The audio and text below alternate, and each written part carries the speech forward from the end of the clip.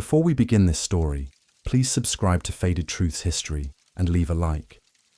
Your support helps us bring forgotten stories back to life. This is a story about a father who sold his son and a slave who saved him. Virginia, 1820. A 7-year-old boy stands on an auction block. His father has just sold him for $100. But a blacksmith, an enslaved man who saved for 15 years to buy his own freedom, makes a choice that will change both their lives forever. This is the true story of Edward Whitmore and Silas, a story about sacrifice, love, and what it truly means to be free. Chapter 1.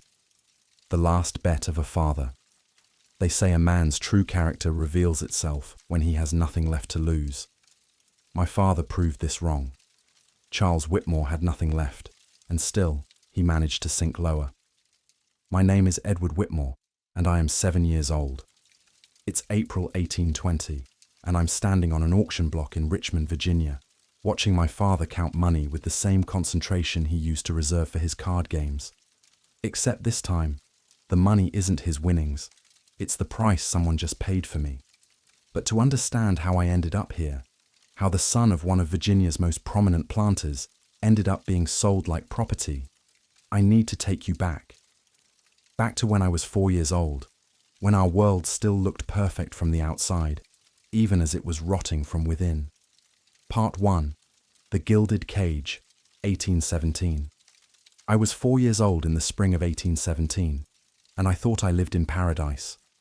Whitmore Plantation sat on 2,000 acres of prime Virginia tobacco land, 12 miles west of Richmond along the James River. The main house was a Georgian masterpiece that my grandfather, Thomas Whitmore, had built in 1785 with money from 3 generations of tobacco cultivation. 3 stories of red brick imported from England, with white columns that seemed to hold up the sky itself. 16 rooms filled with furniture shipped from Philadelphia and Boston. Crystal chandeliers that my grandmother had insisted upon despite the cost. And windows, so many windows, that caught the morning sun and made the whole house glow like it was made of light. The entrance hall alone was larger than most farmhouses in Virginia. Black and white marble tiles arranged in a checkerboard pattern, a grand staircase that curved up to the second floor, portraits of Whitmore ancestors staring down, with expressions that ranged from stern disapproval to mild constipation. My favorite was my great-grandfather, Marcus Whitmore, who'd fought in the Revolutionary War and allegedly once punched a British officer who insulted his horse. My bedroom was on the second floor, in the east wing where the morning sun would wake me gently. It had a 4-poster bed carved from walnut, a wardrobe full of clothes I rarely wore. I preferred to run around in simple cotton shirts and trousers, much to my mother's dismay. A desk where I was supposed to practice my letters, and shelves full of books that I couldn't yet read but loved to look at. From my window, I could see the formal gardens that my mother tended with almost religious devotion. Roses, jasmine, honeysuckle, lavender, azaleas, camellias. She knew every plant by name, knew exactly how much water and sun each needed, knew which ones would bloom in spring and which would wait for summer. She'd walk through those gardens every morning after breakfast, sometimes alone, sometimes with me trailing behind, asking endless questions. "Mama, why are roses red?" "Not all roses are red, darling. See? These are yellow, and those over there are pink." "But why?" "Because God made them that way. Each one different, each one beautiful." "Which one is your favorite?" She'd pause, considering the question seriously, the way she always did when I asked her things. "I think the white roses, because they're pure and simple. They don't need to be bright or showy to be lovely." My mother, Elizabeth Whitmore, was 24 years old in 1817, though she seemed ageless to me. She had dark hair she wore in elaborate styles that took her maid, Ruth, an hour to arrange each morning. Her dresses were always impeccable. Morning dresses, afternoon dresses, evening gowns, each one perfectly appropriate for the time of day and occasion. She smelled like lavender and rosewater, and her voice was soft and musical, especially when she read to me. She read to me every night. Shakespeare, Milton, poetry by Lord Byron and John Keats, adventure stories about knights and dragons, Bible stories about David and Goliath and Daniel in the lion's den. I didn't understand most of it, but I loved the sound of her voice, the way she'd do different voices for different characters, the way she'd pause at exciting moments to build suspense. And David put his hand in his bag, and took thence a stone, and slang it, and smote the Philistine in his forehead. She'd read dramatically. And the stone sunk into his forehead, and he fell upon his face to the earth. Did it hurt? I'd ask. I imagine it hurt very much. Good. He was mean to David. He was, my mother would agree. But the story teaches us that courage and faith can overcome size and strength. Remember that, Edward. You don't have to be the biggest or the strongest to do great things. I'd fall asleep with her words in my ears, dreaming of slaying giants and rescuing princesses and living happily ever after. My father was a different presence entirely. Charles Whitmore was 35 years old, tall and broad-shouldered, with dark hair going grey at the temples. He had a commanding voice that could silence a room just by clearing his throat. When he walked through Richmond, people would step aside and nod respectfully. "Morning, Judge Whitmore." He wasn't actually a judge, but people called him that because he served as a magistrate for Henrico County. "Fine day, Mr. Whitmore." "Your servant, sir." He'd inherited Whitmore Plantation from his father in 1810, along with everything that came with it: the land, the house, the barns and outbuildings, the equipment, and the 150 enslaved people who worked the tobacco fields that generated the wealth our family lived on. I was too young to fully understand what slavery meant. I knew that there were people on our plantation who looked different from us, who lived in small cabins behind the main house, who worked in the fields and the house and the stables. I knew that they called my father Master, and my mother Mistress, and me, young Master Edward. I knew that they couldn't leave, couldn't go where they wanted, had to do what they were told. But I didn't understand the full horror of it. To my 4-year-old mind, it was just the way things were, like the sun rising in the east or winter being cold. I didn't question it any more than I questioned gravity. The enslaved people who worked in the main house were the ones I knew best. There was Ruth, my mother's personal maid, who was maybe 30 years old with gentle hands and a quiet voice. There was Moses, the butler, who was old and dignified and moved through the house like a ghost. There was Dinah, the cook, who was large and loud and ruled the kitchen like an absolute monarch. There was Samuel, the stable master, who let me pet the horses and told me their names. There was Lily, who did the laundry and hummed songs I'd never heard anywhere else. They were kind to me, in the careful way that enslaved people had to be kind to the master's children. Not too familiar, not too distant. Helpful, but not presumptuous. I thought they liked me. I thought we were almost like family. I didn't understand that they had no choice.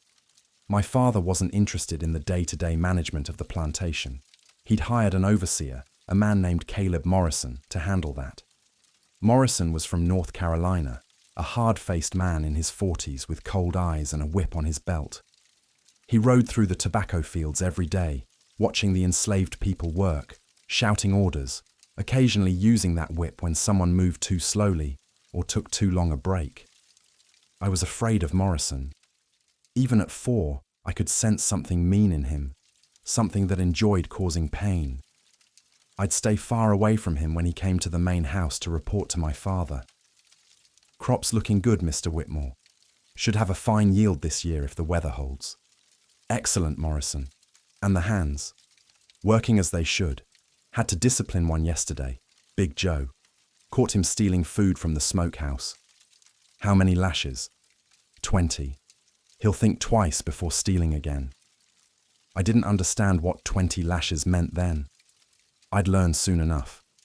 My father spent most of his time away from the plantation. He'd ride into Richmond 3 or 4 days a week, ostensibly for business. He served as magistrate. He had investments to manage. He had associates to meet with. But increasingly, he was going for other reasons. The gambling started small, or maybe it had always been there, and I just hadn't noticed. Card games at the Virginian Hotel with other planters and merchants. Horse races at the Richmond Fairgrounds. Billiards at the Gentlemen's Club. All perfectly respectable activities for a man of his station. But somewhere along the way, it stopped being social and started being compulsive. I remember the first time I saw him really lose. It was June 1817, just after my 4th birthday. My father had been in Richmond for 2 days, and when he came home late at night, I heard him and my mother arguing. Their bedroom was down the hall from mine, but their voices carried. $8,000, Charles. 8,000. It was a sure thing, Elizabeth. The cards were running in my favor all night. I just had one bad hand. One bad hand that cost us $8,000. I'll win it back. Next week there's another game. No more games. Charles, that's more money than we make in a year from the tobacco. How are we supposed to pay that debt? We have assets. We'll liquidate some property, sell some stock. You mean sell people? You mean sell human beings to cover your gambling debts? They're not human beings, Elizabeth. They're property. That's what property is for, to be sold when we need capital. A long silence. Then my mother's voice, colder than I'd ever heard it. I used to think I knew you. Now I wonder if I ever did. I didn't fully understand the conversation, but I understood the tone. Something was very wrong.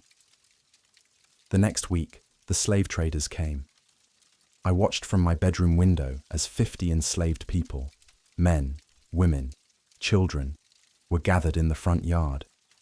They weren't the house servants I knew. They were field hands, people I rarely saw, people whose names I didn't know. But they were still people. They stood in the hot sun while 2 white men walked among them, examining them like horses, checking teeth, feeling muscles, making notes in small books. One of them, a fat man with a red face, grabbed a young woman's breast, and she flinched but didn't pull away.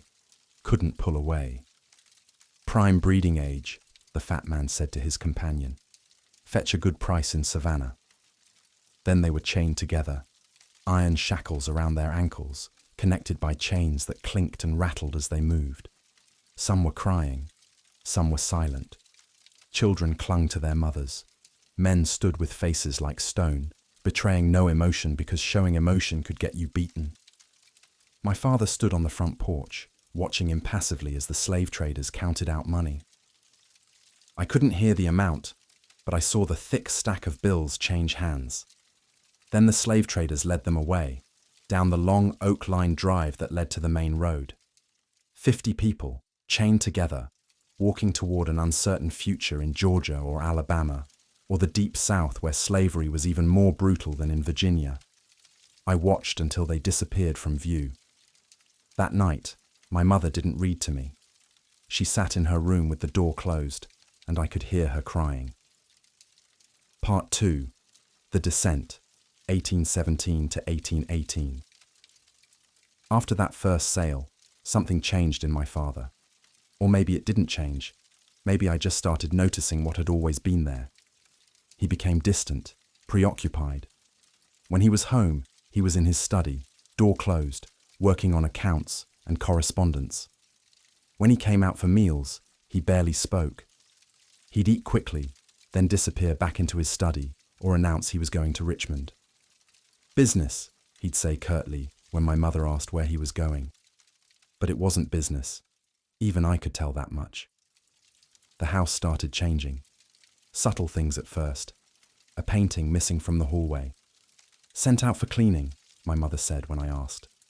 Silver candlesticks gone from the dining room. Being polished in Richmond. An expensive rug rolled up and taken away. Damaged by water, needs repair. But they never came back. My mother grew thinner. Not just physically, though, that too. Her smiles became rare and strained. The light went out of her eyes. She still tended her gardens, but mechanically now, without joy. She still read to me at night, but sometimes she'd pause mid-sentence, staring at the page like she'd forgotten where she was. Mama, what happens next? Oh, sorry, darling. Where was I? The arguments between my parents grew more frequent and more intense. "Charles, we can't afford the new dresses you ordered for me from Philadelphia. Please cancel the order. We have an image to maintain, Elizabeth. How would it look if the wife of Charles Whitmore wore last season's fashions? I'd rather wear rags than sell more people to pay for silk. Don't be dramatic. The people we sell are field hands. They'll work fields wherever they are. It makes no difference to them. It makes all the difference. You separated families, Charles. Children from parents, husbands from wives. They're slaves. They don't have families in any legal sense. They have breeding arrangements that can be reconfigured as needed." I was hiding at the top of the stairs listening. Even at 4 years old, I knew my father was wrong. I'd seen the faces of the people being chained together. I'd seen the anguish, the grief, the terror. Those were real emotions from real people, not animals. But I was 4 years old. What could I do? The second major disaster came in September 1817. My father had gone to Richmond for what he said would be one night. He was gone for 3 days. When he came back, he was drunk. The first time I'd ever seen him that way. He couldn't walk straight. His words were slurred. His clothes were rumpled and stained. My mother met him at the door. "Charles, where have you been?" He pushed past her without answering, went straight to his study, and locked the door. Over the next few days, the story came out in pieces, overheard fragments of conversation between my parents, whispers among the house servants who heard things through walls and doors. My father had lost another $5,000, this time at a horse race where he'd bet everything on an animal that came in fourth. And then, trying to win it back, he'd gone to a card game at a Richmond tavern and lost another $3,000, $8,000 gone in 3 days.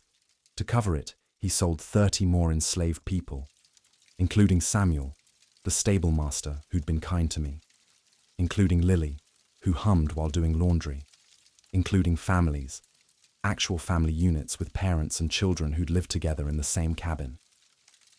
The traders came again. This time I didn't just watch from my window, I went outside. "Young Master Edward, you shouldn't be out here," Ruth said, trying to gently steer me back toward the house. "I want to see Samuel." Samuel was standing in line, waiting to be chained. When he saw me, his face softened slightly. "Master Edward." "Samuel, where are you going?" He glanced at the traders, then back at me. "South, I expect. New Orleans, maybe, or Mobile." "When will you come back?" Ruth's hand tightened on my shoulder. Samuel knelt down so we were eye level. "I won't be coming back, Master Edward. This is goodbye." I didn't understand. "But who will take care of the horses?" Something flickered in Samuel's eyes. Pain, maybe, or bitter amusement. Here was this child worried about horses when 30 human beings were being sold away from the only home they'd ever known. "Someone else will take care of them. You take care of yourself." He reached out like he might pat my head, then thought better of it and stood back up. The traders chained him with the others, and they walked away down that oak-lined drive. Samuel never looked back. That night, Ruth sat with me while my mother was having another argument with my father downstairs. "Ruth, why did Samuel have to leave?" She was quiet for a long moment. Ruth was always careful with her words around white people, even around a 4-year-old white child. Enslaved people learned early that the wrong words could mean punishment. "Because your father sold him, baby." "But why?" "Because he needed money." "Why does he need money?" "Because he gambled it away." Even at 4, I understood cause and effect. So Samuel had to leave because my father gambles. That's about the size of it. That's not fair. Ruth laughed, but it wasn't a happy sound. "No, baby, it surely isn't. But fair doesn't matter much in this world. Power matters. And your father has power, and Samuel doesn't. That's how things work. I don't like how things work." "Neither do I, baby.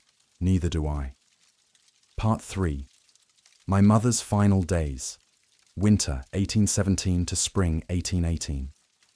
My mother got sick in November 1817. At first, it seemed like a bad cold. She was coughing, tired, spending more time in bed. The local doctor, Dr. Simmons, came and prescribed rest and herbal teas. Nothing to worry about, Mrs. Whitmore. Just a seasonal complaint. You'll be right as rain in a few weeks. But she wasn't. By December, she'd lost weight. Her face was thin and pale. The coughing got worse, especially at night. I'd lie in my bed and hear her through the walls, coughing and coughing until it seemed like she couldn't breathe. My father brought in other doctors. First Dr. Marcus from Richmond, who examined her and looked grave. It's in her lungs, consumption possibly, or pneumonia. Either way, she needs specialist care. There's a physician in Philadelphia, Dr. Warren, who's had good success treating lung ailments with a new treatment involving... How much does this treatment cost? My father interrupted. The consultation alone is $200. The full treatment, if needed, could run to $500 or more. My father was silent. Mr. Whitmore, Dr. Marcus said carefully, your wife is seriously ill. Without proper treatment. I'll consider it.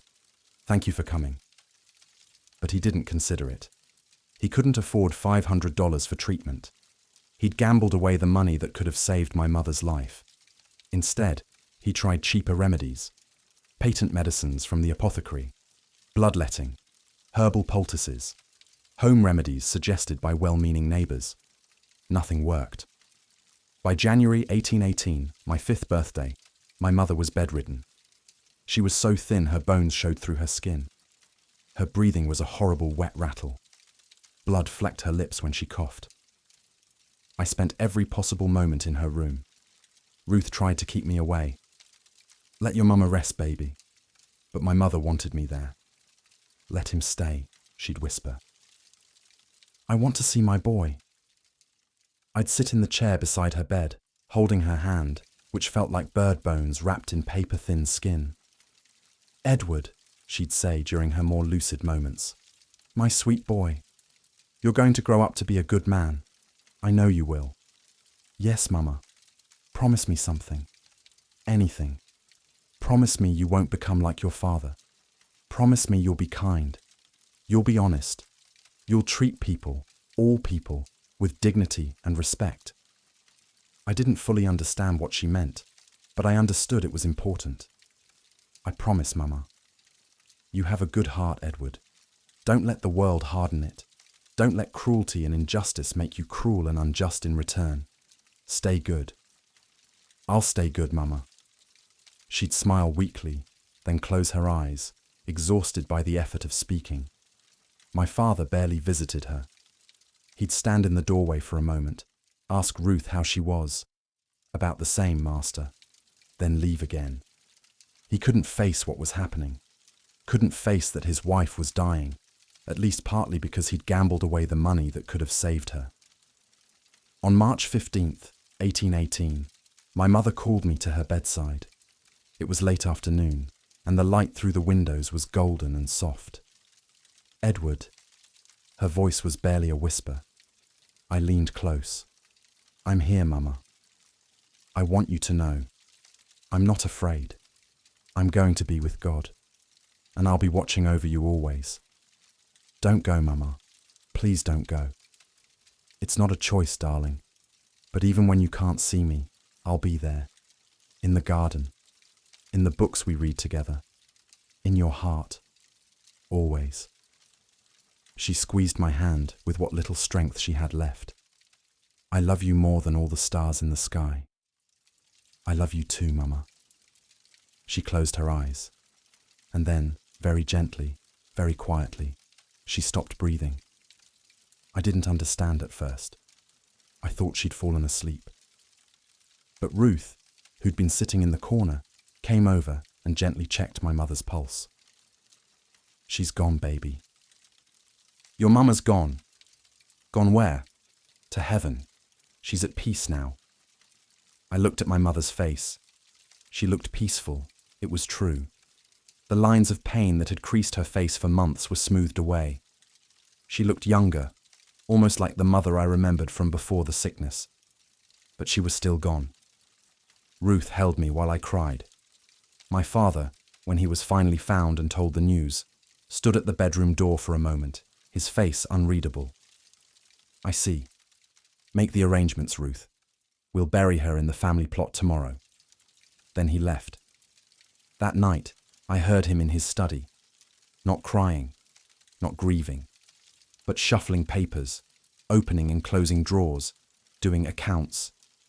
The next day, we buried my mother in the Whitmore family cemetery, a small plot surrounded by an iron fence about a quarter-mile from the main house. It was where my grandfather, grandmother, and 2 infant siblings who died before I was born were buried. The local minister, Reverend Ashton, said words I didn't really hear. Something about dust to dust and in God's care and reunited in heaven. A few neighbors came to pay respects. Some enslaved people from the household stood at a respectful distance. My father stood beside me at the grave, dry-eyed, already thinking about something else. I could tell by the way his fingers drummed against his leg, the way his eyes kept drifting toward the house. When the ceremony was over, everyone went back to the house for the customary meal. My father shook hands with the neighbors who offered condolences. "Such a tragedy, Charles. Elizabeth was a wonderful woman," accepted their sympathetic words. "She's in a better place now," and maintained the appropriate appearance of grief. But within an hour of the last guest leaving, he was saddling his horse. "Where are you going?" I asked. "Richmond. Business to attend to." "But Mama just—" "Your mother is dead, Edward. Nothing we do will change that. Life continues, and so must I." He rode away, and I didn't see him again for 3 days. When he came back, he'd lost another $2,000 at cards. Part 4. The Final Spiral, 1818 to 1820. After my mother died, the plantation's decline accelerated. My father stopped even pretending to manage things. Caleb Morrison, the brutal overseer, was essentially in charge, and he ran the place like his own personal fiefdom. He worked the enslaved people harder, fed them less, punished them more severely for smaller infractions. He pocketed money that should have gone to equipment repairs and seed purchases. He sold tobacco to buyers without my father's knowledge and kept the profits. The field suffered. Without proper management, without enough hands to do the work, we were down to about 100 enslaved people now, after multiple sales. The tobacco crop was poor. The yield in 1818 was half what it had been in 1816, which meant less revenue, which meant my father had less money to cover his debts, which meant he borrowed more, which meant the spiral continued downward, faster and faster. The main house began to decay. A shutter broke in a storm and wasn't fixed. Roof tiles fell off and weren't replaced. Windows cracked and were covered with boards instead of replaced with glass. My mother's beautiful gardens became overgrown tangles of weeds and dead plants. My father was rarely home.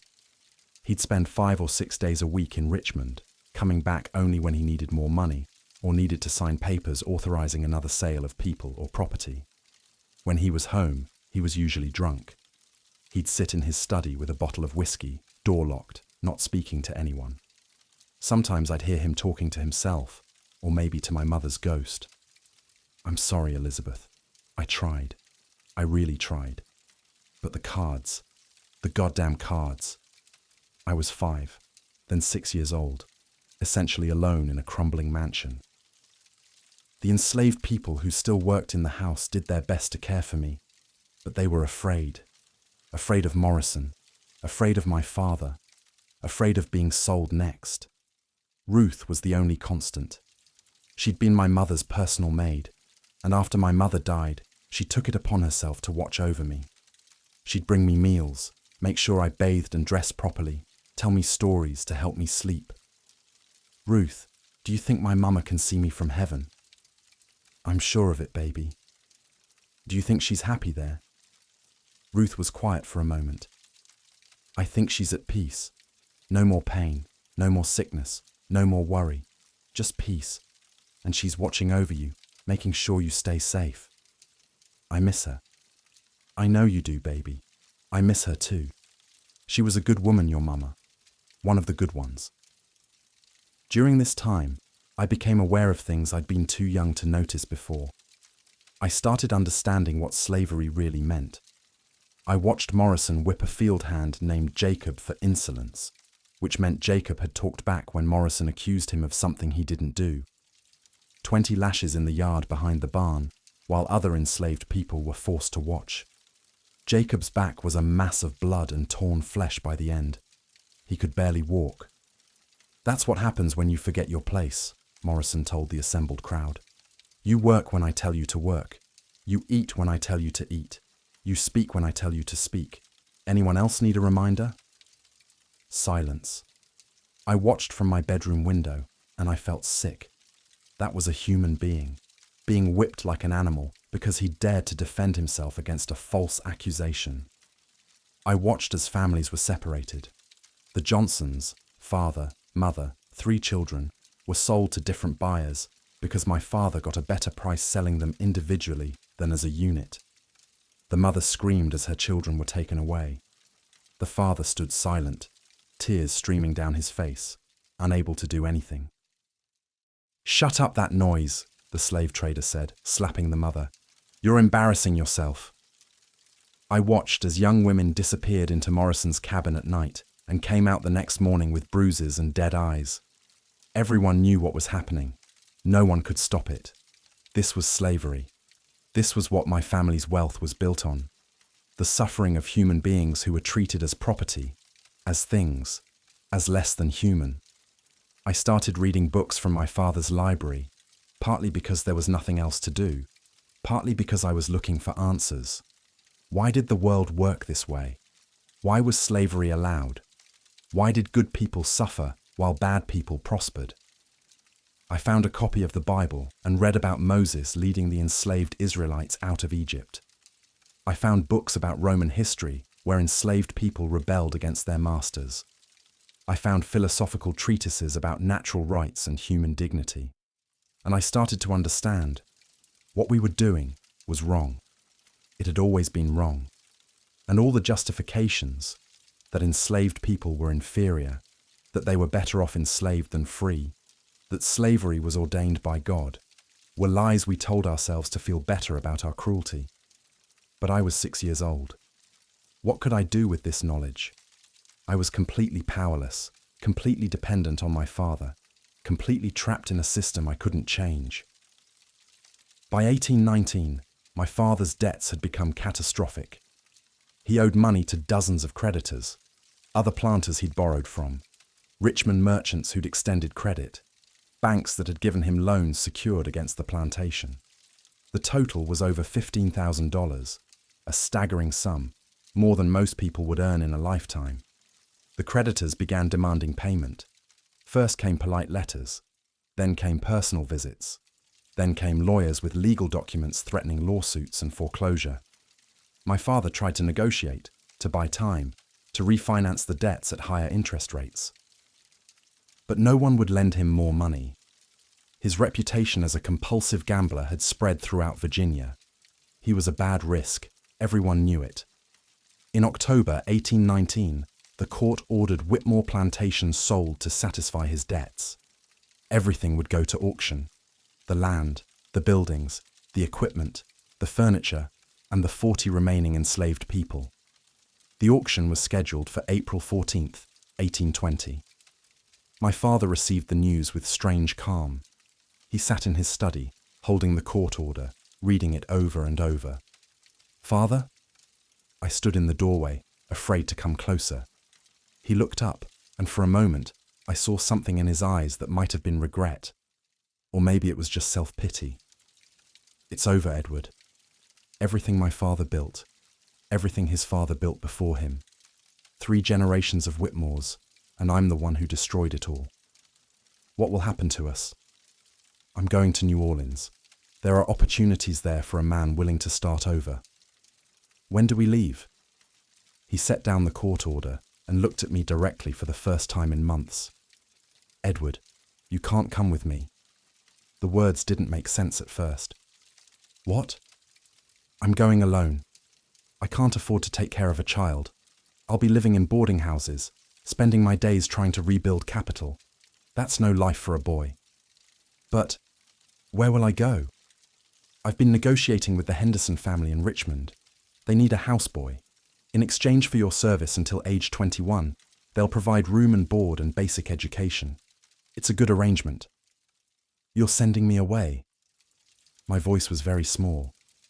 I'm making provisions for your future. You should be grateful. I don't want to live with strangers. I want to stay with you. His face hardened. Edward, you're 6 years old. You don't get to decide what you want. I'm your father, and I'm making the decision that's best for both of us. Best for you, you mean? You just want to get rid of me so you can gamble without worrying about a child. I'd never spoken to my father that way before. He stood up, and for a moment, I thought he might hit me. But he just pointed at the door. Get out. Go to your room. I ran. That night, Ruth found me crying in my bed. Hush now, baby. What's wrong? Between sobs, I told her about my father's plan to send me away to the Hendersons, to indenture me for the next 15 years. Ruth's face went hard. That man, she said quietly. I thought I'd seen him do every cruel thing a person could do. But this, selling his own child into service. What am I going to do, Ruth? Same thing I do every day, baby. Survive, endure, and hope that someday, somehow, things get better. Do they? Get better? She was quiet for a long moment. Sometimes. Not often, but sometimes. The weeks before the auction were strange. Professional auctioneers came to catalogue everything. They walked through every room of the house with notebooks, writing down descriptions and estimated values. 1 4-poster bed, walnut, good condition, estimated value $30. 1 writing desk, mahogany with brass fittings, slight water damage, estimated value $15. 1 portrait, oil on canvas, male subject in military uniform, frame damaged, estimated value $5. My mother's things were catalogued with particular care. Her jewellery, her clothes, her personal items, all assigned monetary values, all to be sold to strangers. I asked Ruth if I could keep one thing of my mother's. She snuck me into my mother's old room, which had been locked since her death, and let me choose. I took a small book of poetry by John Keats that my mother had loved. Ruth hid it in my things where the auctioneers wouldn't find it. Thank you, Ruth. Don't thank me, baby. Just remember your mama. Remember she loved you. Remember she wanted you to be good. The enslaved people on the plantation knew what was coming. They'd been through this before, some of them multiple times. They'd been sold from other plantations, and now they'd be sold again. Families would be separated again. Lives would be disrupted again. I heard them talking among themselves when they didn't think anyone was listening. Heard they're bringing in traders from New Orleans, Deep South traders. God help us. Rather be sold anywhere than the sugar plantations. My sister was sold to Louisiana 5 years ago. Never heard from her again. Maybe we get lucky. Maybe we get sold together. Luck ain't something slaves got much of. The night before the auction, I couldn't sleep. I lay in my bed, looking around my room, knowing that tomorrow it would all be gone. The bed I'd slept in since I was a baby. The desk where I'd learned to write my name. The window where I'd watched the seasons change in my mother's garden. Everything gone. And me, I'd be gone too. Sent to the Hendersons to work as their houseboy until I was 21. 15 years of servitude because my father couldn't stop gambling. I got out of bed and walked through the house one last time. Down the grand staircase where I used to slide down the banister when no one was looking. Through the dining room where we'd had Christmas dinners and birthday parties. Into the library where my mother had read to me every night. I stood in the library for a long time, running my hands over the books that would soon belong to someone else. The complete works of Shakespeare, Paradise Lost, Robinson Crusoe, all the stories that had shaped my imagination. I took down one book, a collection of Aesop's fables that my mother had read from often. I opened it to a random page, The Wolf and the Lamb. A wolf, meeting with a lamb astray from the fold, resolved not to lay violent hands on him, but to find some plea to justify the lamb's death. He said, "You have defamed me." "Impossible," said the lamb. "I was not born then." The wolf then said, "You feed in my pasture." "No," replied the lamb, "I have not yet tasted grass." The wolf continued, "You drink from my well." "No," said the lamb, "my mother's milk is both food and drink to me." Upon which the wolf seized him and ate him up, saying, "Well, I won't remain supperless, even though you can refute every one of my accusations." The moral: the tyrant will always find a pretext for his tyranny. I closed the book carefully and put it back on the shelf. Tomorrow, a tyrant named Debt would seize everything my family had built, and no amount of pleading or reasoning would change that. The auction would happen, the property would be sold, and I would be sent away. I went back to my room and waited for morning. Part 5. The auction, April 14th, 1820. April 14th, 1820, dawned clear and bright. A mockingly beautiful day for the destruction of everything I'd ever known. By 7 a.m., people were already arriving. Carriages and wagons rolled up the oak-lined drive, carrying men in fine clothes and rough clothes, planters and merchants and speculators and traders, all come to pick over the bones of Whitmore Plantation. They walked the grounds, assessing the property. They examined the fields, testing the soil. They inspected the buildings, checking foundations and roofs. They walked through the house, mentally calculating how much they'd pay for this chandelier or that table. And they examined the enslaved people who were gathered in the yard beside the main house.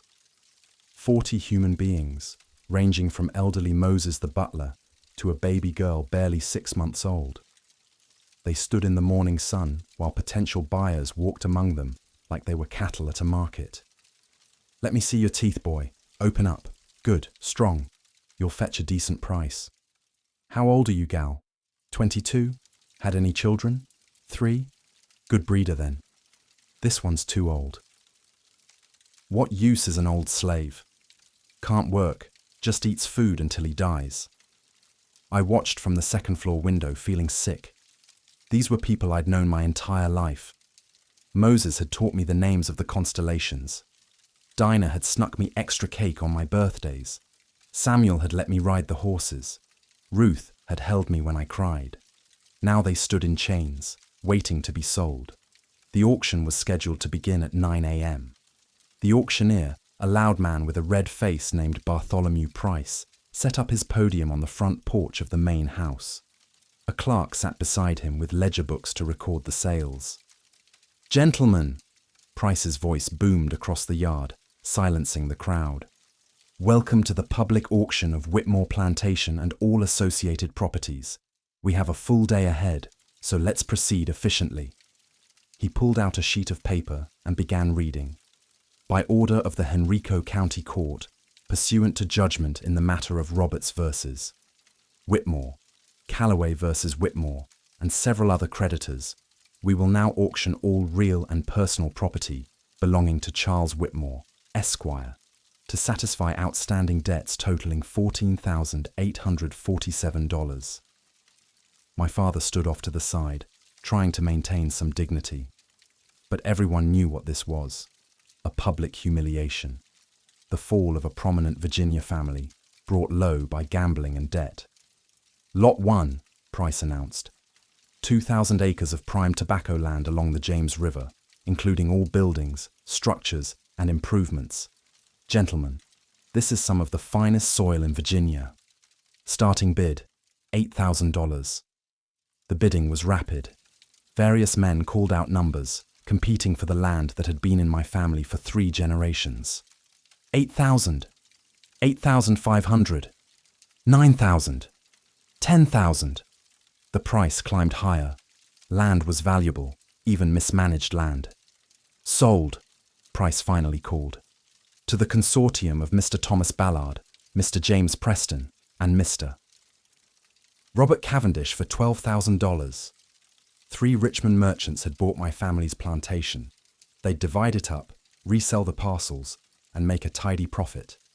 Next came the buildings, The main house sold separately for $1,800 to a man who planned to convert it to an inn. The tobacco barns sold for $300 total.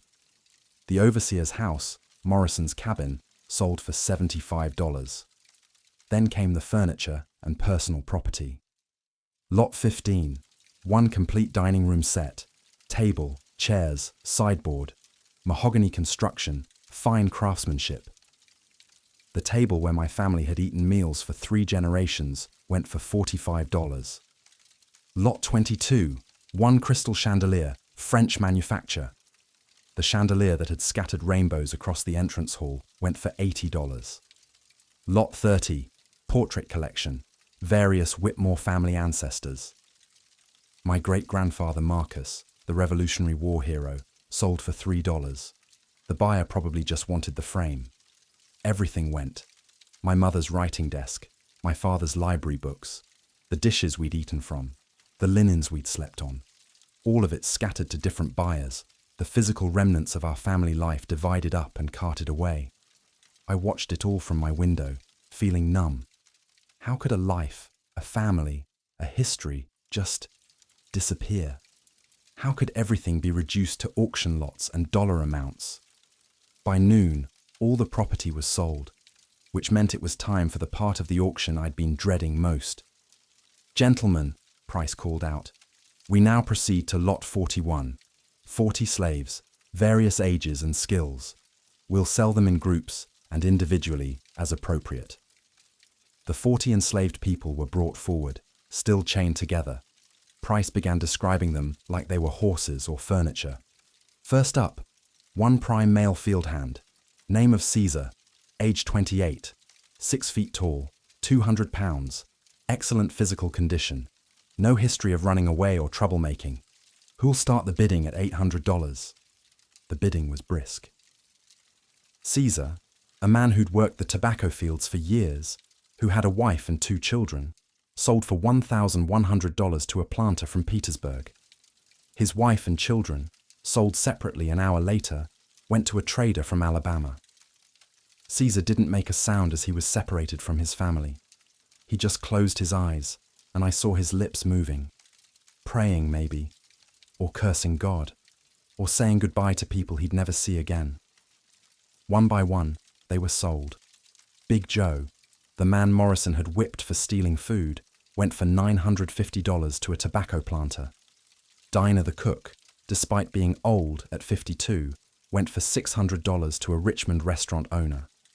Samuel had already been sold months ago. He wasn't even here anymore. Ruth was the last of the household servants to be sold. One female house servant, Price called. Name of Ruth, age approximately 30, experienced in fine household management, cooking, sewing, personal service, a valuable acquisition for any household. Who'll start at $600? $600, $650, $700. I couldn't watch. I turned away from the window, but I could still hear Price's voice. Sold for $725 to Mr. Harrison Montgomery of Lynchburg. Ruth was being sent to Lynchburg, 100 miles away. I'd never see her again. The enslaved people were led away in groups as they were sold, chains clanking, some crying, some silent, all marching toward uncertain futures. By 2 p.m., everyone had been sold, except the very old and the very young, who brought the lowest prices. Old Moses, the dignified butler who'd served the Whitmore family for 40 years, sold for $75 to a man who probably just wanted a few more years of work out of him before he died. The 6-month-old baby girl sold for $200 to a slave trader speculating that she'd be worth more in a few years. And then there was only one lot left. Me. My father had spent the morning talking with Mr. Henderson, the man from Richmond who'd agreed to take me as an indentured servant. But I could see from their body language that something was wrong. Henderson kept shaking his head. My father's gestures were becoming more animated, more desperate. Finally, Henderson walked away, leaving my father standing alone. I felt a flash of hope. Maybe Henderson had changed his mind. Maybe the indenture arrangement had fallen through. Maybe my father would have to take me with him to New Orleans after all. My father stood still for a moment, then walked over to the auctioneer. They spoke quietly for a minute. Price's eyes widened. He started to protest, but my father said something else, something I couldn't hear from my window. Price finally nodded, though he looked uncomfortable. "Gentlemen," Price called out, his voice noticeably less enthusiastic than before. "We have one final lot today, lot 42. This was it. Whatever arrangement my father had made to replace the Henderson indenture. One white male child, name of Edward Whitmore, age 7 years, healthy, of sound mind, literate and numerate. Wait. What? Offered for indenture under standard Virginia terms. 14 years of service in exchange for room, board, basic education, and a freedom suit upon completion of service. I was on the auction block. My father was auctioning me off like property. Opening bid, $50. I ran down the stairs, through the entrance hall, out the front door. My father was standing with the auctioneer, not looking at the crowd, not looking at me. "Father, you can't do this." He didn't turn around. $60, someone called from the crowd. "Father, please." Nothing. He might as well have been a statue. 75.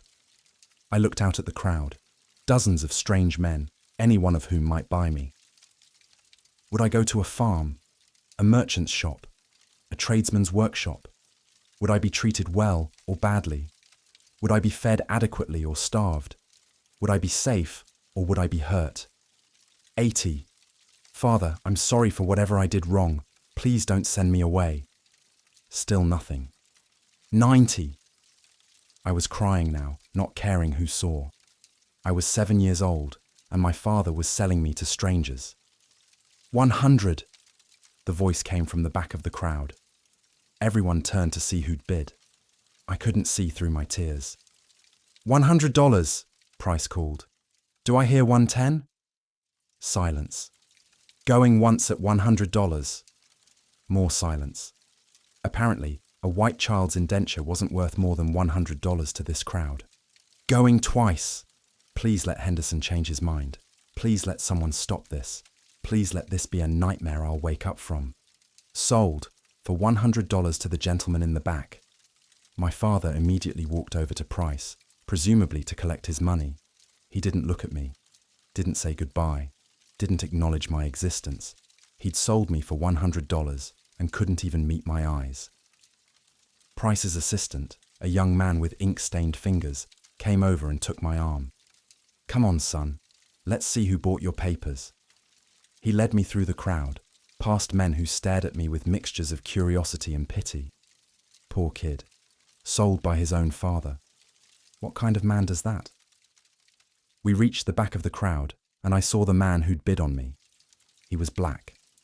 Obviously enslaved, based on his rough work clothes and the fact that no free black man would likely be at a slave auction. He was tall, maybe 6 feet, and powerfully built, with shoulders like a blacksmith or field hand. His face was weathered and scarred.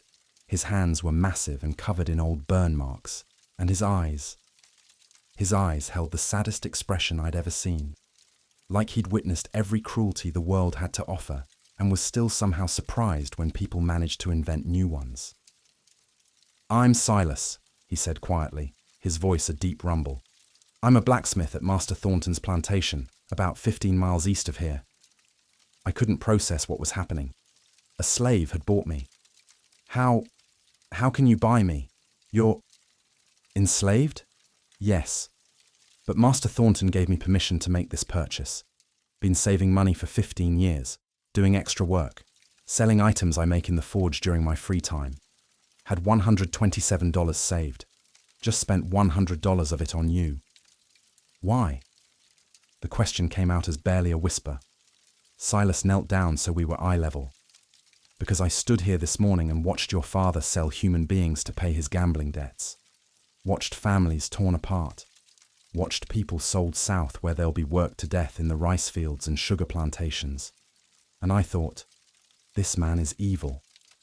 He paused, his jaw tightening. Then I watched him sell you. his own child, his own son. And I thought, there's a special kind of evil in a man who'll sell his own blood. And I thought about the money I'd saved, money I was going to use to buy my freedom. Your freedom, I repeated. That's right, 15 years of saving, penny by penny, with the goal of buying myself out of slavery. Master Thornton said if I could raise $400, he'd give me my papers. I had $127. I was almost a third of the way there. And you spent it on me. I spent it on doing what's right. His voice was firm. Because I watched your father walk away without looking back, and I thought, what good is my freedom if I let a child be sold to just anyone? What good is being free if I'm the kind of man who walks away when someone needs help? I didn't know what to say. This man, this enslaved man who had no freedom himself, had just given up 15 years of savings and several more years of hope to save me.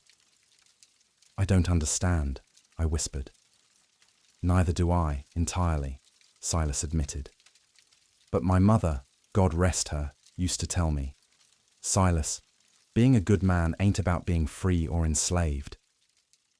It's about the choices you make with whatever power you got. I got $127 worth of power today, and I chose to use it to help a child who needed help. Price's assistant came over with papers. You'll need Master Thornton's signature to complete the purchase, given your status. Already got it. Silas pulled a folded paper from his pocket. Master Thornton signed permission this morning, authorizing me to make purchases on his behalf, up to $150. The assistant examined the paper, then nodded. Everything seems in order. The boy's indenture belongs to Master Thornton now, with you as the supervising party. He handed Silas the indenture papers for me. My entire future, my next 14 years, reduced to a legal document. What's your name, child? Silas asked gently. Edward. Edward Whitmore. Well, Edward Whitmore, let's go home.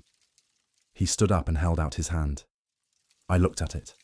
Large, scarred, marked by burns from years of blacksmith work, then looked back at my father. Charles Whitmore was standing near the auctioneer's podium, counting money. $100, the price of his son. He tucked the money into his coat pocket and walked toward a waiting carriage without once looking in my direction. That was the last time I ever saw him. I turned back to Silas and took his hand. We walked away from the auction, away from the plantation where I'd been born, away from the only life I'd ever known. Behind us, the crowd was dispersing, carrying away pieces of Whitmore plantation, furniture, equipment, legal papers transferring ownership of land and people. Everything was gone. The house, the land, the servants I'd known, my father, all gone. But I wasn't walking away alone. I was walking away with a man who'd sacrificed his dream of freedom to save a child he didn't know. I didn't understand it then. I was 7 years old, traumatized and terrified, walking away from everything familiar into a completely unknown future. But as we walked down that oak-lined drive for the last time, past the gardens my mother had loved, now overgrown and wild, past the tobacco fields that had fed my family's wealth, now sold to strangers, past the quarters where 150 people had once lived in bondage, now mostly empty, I felt Silas's hand squeeze mine gently. It's going to be all right, Edward. I promise you, it's going to be all right. I didn't believe him. How could anything be all right ever again? But I held onto his hand because it was the only solid thing in a world that had collapsed around me. We reached the end of the drive and turned onto the main road. Whitmore Plantation disappeared behind us. My old life was over. Whatever came next, whatever waited for me at Master Thornton's plantation, whatever Silas meant when he said everything would be all right, that was all in the future. For now, I was 7 years old, walking down a Virginia road with an enslaved blacksmith who'd just bought my indenture with money he'd saved for his own freedom. The morning had started with me being sold like property. It was ending with me being saved by a man who was property. I didn't understand the world anymore. but maybe that was the first step toward understanding it better. Chapter 2. Life in the Forge. A world upside down. The journey to Master Thornton's plantation took 3 hours by wagon, but it felt like traveling to a different world entirely. Silas had borrowed a small cart and an old mule from the auction grounds. Apparently, Master Thornton had sent him with transportation, expecting he might purchase equipment or supplies. Neither of us spoke much during the ride. I sat in the back of the cart, clutching my small bundle of belongings, a change of clothes, my mother's book of Keats poetry that Ruth had hidden for me, and nothing else, watching the only landscape I'd ever known gradually disappear behind us. The road led northeast, away from the James River, through rolling hills covered in pine and oak forests. We passed other plantations, some grand like Whitmore had once been, others modest. We passed small farms worked by white families who couldn't afford enslaved labor. We passed a country store where Silas stopped to buy bread and cheese for our lunch. The white storekeeper looked at us with obvious confusion. A black man traveling with a white child. It didn't fit any category he understood. "That your master's boy?" he asked Silas suspiciously. "In a manner of speaking," Silas replied carefully, "taking him to Master Thornton's place." The storekeeper grunted, took Silas's money, which he examined carefully, as if expecting it to be counterfeit, and handed over the food without further comment. But as we were leaving, he called out, "Hey boy!" He was looking at me. "You all right? That Negro treating you proper?" I didn't know how to answer. Was Silas treating me proper?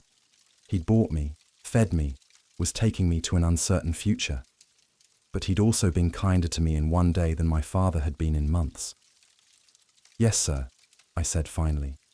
He's been kind." The storekeeper frowned, clearly unsatisfied, but let us leave. We ate lunch sitting on a fallen log beside the road. The bread was coarse and the cheese was strong, but I was hungry enough not to care. "Edward," Silas said after a while, "I need to explain some things about where we're going and how things will work." I nodded, chewing bread. "Master Thornton is different from most planters. He inherited his plantation from his father 10 years ago, and he runs it differently than most. He doesn't use overseers. He doesn't allow whipping except in extreme circumstances. He lets enslaved people keep small gardens and sell their produce. He allows us to earn money through extra work. That's how you saved money for 15 years? That's right. Every Sunday, which is our day of rest, I'd work in the forge making items, horseshoes, nails, tools, decorative ironwork. Master Thornton would let me sell those items and keep half the money. The other half went to him, which is fair since it's his forge and his materials. He sounds less terrible than most masters. Silas smiled sadly. He's still a master, Edward. He still owns human beings. But yes, he's less terrible than most. Which is why I was willing to ask his permission to buy your indenture. What did you tell him? About me? The truth. That I saw a child being sold by his father at auction, and I wanted to help. Master Thornton thought I was insane, spending my freedom money on a white boy, but he gave permission anyway. Said it showed admirable Christian charity, though I suspect he just thinks I'm a fool. Are you? A fool, I mean. Silas was quiet for a moment, staring at the road ahead. Maybe. Time will tell. But I'd rather be a fool who helped someone than a wise man who walked away. We continued the journey. The sun was past its peak when we finally turned off the main road onto a smaller track that led through dense forest. After about a mile, the trees opened up to reveal Thornton Plantation. It was much smaller than Whitmore had been, maybe 500 acres instead of 2,000. The main house was a simple 2-story wooden structure, painted white, with a front porch, but no grand columns or architectural pretensions. Behind it were the usual outbuildings: barns, a stable, a smokehouse, storage sheds, and, most prominently, a large stone building with a chimney that was clearly the forge. The quarters were visible about a quarter mile from the main house, a row of small cabins, maybe 15 in total, cleaner and better maintained than the ones at Whitmore had been. Silas drove the cart directly to the forge and stopped. We'll check in with Master Thornton later. First, I want to show you where you'll be living. The forge was a single large room, maybe 30 feet by 20 feet, with stone walls, a dirt floor, and a high ceiling to allow smoke to escape. One entire wall was dominated by a massive stone fireplace and chimney. The forge itself, currently cold but showing signs of heavy use, blackened with soot and ash. Anvils of various sizes sat around the room. Tools hung on the walls. Hammers, tongs, files, chisels, more tools than I could identify. A workbench along one wall held partially finished projects. The air smelled of metal, coal, and smoke, a smell that would become as familiar to me as my own breath. "This is where I work," Silas said. 6 days a week, dawn to dusk. I make and repair everything metal that the plantation needs. Horseshoes, nails, hinges, locks, tools, wagon parts. On Sundays, I do my own work. He led me to the back corner of the forge, where a small area had been partitioned off with wooden planks. Inside was a simple living space, a rope bed with a straw mattress, a small table, 2 stools, a trunk, and some shelves holding a few possessions. This is where I live, and where you'll live now too. I looked around the space. It was smaller than the closet in my old bedroom. The entire living area was maybe 8 feet by 10 feet. "We'll need to get you your own bed," Silas said, noticing my expression. "For now, you can have mine and I'll sleep on the floor. Tomorrow I'll build a second bed frame." "I can sleep on the floor," I said quietly. "It's your space." "Edward, listen to me." Silas knelt down so we were eye level, something he seemed to do often. "You're a child. I'm a grown man. Children don't sleep on floors when there are beds available. That's not how this works." "But you're—" I struggled with how to say it. "You bought me. Doesn't that mean you're supposed to be in charge?" Silas's face grew very serious. "I bought your indenture papers because that was the only way to get you away from that auction. But I didn't buy you to be cruel to you or to make you serve me. I bought you to give you a chance at a different life than the one your father was selling you into. Do you understand the difference?" I wasn't sure I did, but I nodded anyway. "Good. Now are you hungry? We've got some salt pork and cornmeal. I can make hoe cakes if you'd like." Over the next few days, I began to understand my new reality. Master Thornton came to the forge the day after we arrived. He was a man in his early 30s, thin and scholarly looking, with wire-rimmed spectacles and ink-stained fingers. He didn't look like a planter. He looked like a professor or a clerk. "So this is the boy," he said, examining me with curiosity. "Edward Whitmore, son of Charles Whitmore, the bankrupt gambler." "Yes, sir," I said quietly. "Silas tells me you can read and write. Is that true?"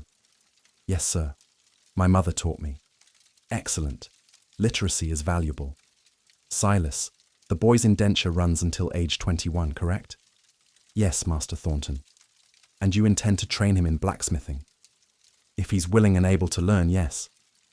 Thornton nodded thoughtfully. "A skilled tradesman can make his way in the world far better than an unskilled labourer. This may work out well for everyone." He turned to me. "Edward, you will live with Silas in the forge. You will learn blacksmithing and assist him in his work. You will receive adequate food, clothing, and shelter. When your indenture expires at age 21, you will receive a freedom suit, a set of clothes and tools appropriate to your trade, and you will be free to go wherever you wish. Do you understand these terms?" "Yes, sir." "Do you have any questions?" I had 1,000 questions, but I asked the most immediate one. "Will I go to school?" Thornton frowned. "There's no school nearby. However, I have a substantial library in the main house. You may borrow books with my permission. Silas can escort you once a week to select reading material. Will that suffice?" It was more than I'd expected. "Yes, sir. Thank you. Very well. Silas, report if there are any problems. He left, and I was alone with Silas again. He seems reasonable, I said carefully. He is mostly. But never forget, Edward. He owns me. He could sell me tomorrow if he chose. He could have me whipped for any infraction. He could separate me from everything and everyone I care about. Kindness doesn't change the fundamental relationship. He has absolute power over my life. It was a sobering reminder. For a moment, I'd almost forgotten that Silas was enslaved. Part 1. First Blood, Spring 1820. My education in blacksmithing began the very next morning. First rule of the forge, Silas said, standing beside the massive stone fireplace. Fire is both your greatest tool and your greatest danger. Respect it, control it, but never fear it. Fear makes you hesitate, and hesitation gets you burned. He showed me how to build up the fire, layering coal and kindling just so, using the bellows to increase the heat until the coals glowed white hot. The bellows was a massive leather contraption operated by a foot pedal. I tried to work it and could barely make it move. "You're too small yet," Silas said without judgment. "We'll start you with smaller tasks. Here, hold these tongs." He handed me a pair of long metal tongs, heavy in my small hands. "Watch carefully. I'm going to heat this iron rod until it's orange hot. Then I'm going to shape it on the anvil. Your job is to watch and learn. Don't touch anything. Don't get too close to the forge. And if I tell you to move, you move immediately. Understood?" "Yes, sir." "Don't call me sir. I'm not your master. Call me Silas." It felt strange calling an adult by his first name, but I nodded. I watched as Silas worked. He placed an iron rod into the hottest part of the forge, waited until it glowed orange, then pulled it out with tongs and placed it on the anvil. His hammer came down in a rhythmic pattern. Tap, tap, tap, turn the metal. Tap, tap, tap, turn again. Gradually, the straight rod became curved, then formed into a hook shape. "What are you making?" "Gate hinge. Master Thornton wants new gates for the horse paddock. Needs 8 hinges total. I've made 6 already." He plunged the glowing metal into a bucket of water. It hissed and steamed dramatically. "Why does it do that?" I asked. "The sudden cooling changes the structure of the metal, makes it harder, less likely to bend or break. It's called quenching." "Can I try?" Silas looked at me skeptically. "You want to try making a hinge?" "I want to try something, anything." He considered this, then nodded. "All right, but we start simple, very simple." He gave me a small piece of scrap iron, about the size of my finger. "I'm going to heat this up. Your job is to hold it with the tongs and tap it with this small hammer. Don't try to shape it into anything. Just practice hitting it. Learn how the metal feels, how it responds to the hammer." It sounded easy. It wasn't. The iron, even though Silas had heated it to a dull red rather than the bright orange he'd used for the hinge, was incredibly hot. I could feel the heat radiating from it through the tongs. When I tried to hit it with the hammer, I missed completely the first time, striking the anvil instead with a jarring clang that sent vibrations up my arm. "Steady," Silas said. "Focus on where you want the hammer to land. Don't just swing. Place the strike deliberately." I tried again. This time I hit the metal, but at an angle, and it skittered across the anvil. Tongs closer to the anvil. Hold the metal more firmly. Again. Better this time. The hammer hit square, and I felt the satisfying thunk of metal on metal. Good. Again.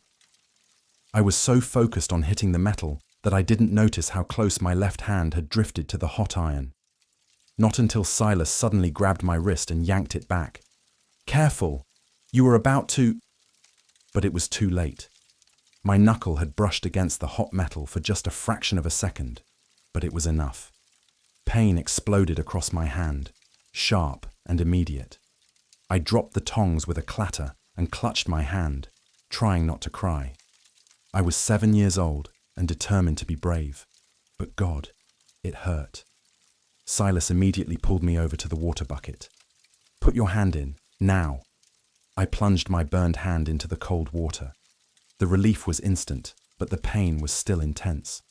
"Keep it there," Silas said. He examined my hand. A red welt was already forming across my knuckle. "First burn, won't be your last. Every blacksmith has scars. See mine." He held up his massive hands. They were covered in old burn marks, some small, some large, layered on top of each other, like a map of decades of work. This one, he pointed to a particularly nasty scar on his palm, was from when I was 9 years old. Dropped a piece of hot iron and instinctively tried to catch it. Burned right through to the bone. Couldn't work for a month. "Did your master punish you?" "The old master?" "Yes. 20 lashes for being careless and costing him a month's work. The current Master Thornton is kinder about accidents. But that doesn't mean you should be careless. Pain is a good teacher, Edward. You'll remember to watch where your hands are now, won't you?" I nodded, my hand still throbbing in the water. "Good. That's your first lesson. The forge doesn't forgive inattention." Part 2. The Visitors, Summer 1820. 3 months into my life at Thornton Plantation, I had settled into a routine. Wake at dawn, help Silas build the forge fire, eat breakfast, work all morning, learning basic blacksmithing, break for lunch, work all afternoon, help with evening chores, eat dinner, collapse into bed exhausted. My hands were covered in small burns and calluses. My arms had developed visible muscles from swinging hammers and working the bellows, which I could now operate, though with difficulty. I was learning the language of metal, how different colors of heat meant different levels of malleability, how the ring of hammer on metal could tell you about the metal's properties, how to judge temperature and timing by sight and sound. I was also learning about the community of enslaved people at Thornton Plantation. On Sundays, Silas would take me to the quarters, where I slowly began to know the 60 people who lived there. But everything changed on a hot July afternoon when visitors arrived. Silas and I were working on a complicated project, a decorative iron railing for Master Thornton's front porch. I was holding pieces steady while Silas welded them together, learning by watching his technique. We heard horses approaching. 3 riders came into view, all white men, well-dressed, clearly planters or merchants of some status. They dismounted near the main house, and after a few minutes, Master Thornton led them on a tour of the plantation. When they reached the forge, they stopped to observe. "This is Silas, my blacksmith," Thornton said, "one of the finest metalworkers in the county." "Fine indeed," one of the visitors said, examining the railing we were working on. He was a large man with a red face and expensive clothes. "You hire him out?" "No, his skills are fully utilized here." "Shame. I'd pay good money for work like this." The man's eyes shifted to me. "And who's this? Your blacksmith keeping a white boy as an apprentice?" There was something in his tone, suspicion, disapproval, maybe disgust. "That's Edward," Thornton said, "an indentured servant. Silas is training him in the trade. An indentured servant, living with a slave, working alongside him like an equal." The man's face grew redder. "That's highly irregular, Thornton. Some might say inappropriate." Edward's circumstances were unusual. His father sold his indenture at auction. Silas purchased it with my permission. The arrangement works well. "Works well?" A second visitor spoke up, a thin man with cold eyes. "You're allowing a white child to be raised by a Negro, to eat the same food, sleep in the same quarters, work side by side like they're the same. That's not just irregular, Thornton. It's dangerous." "Dangerous how?" Thornton's voice had an edge now. "You're blurring the natural order.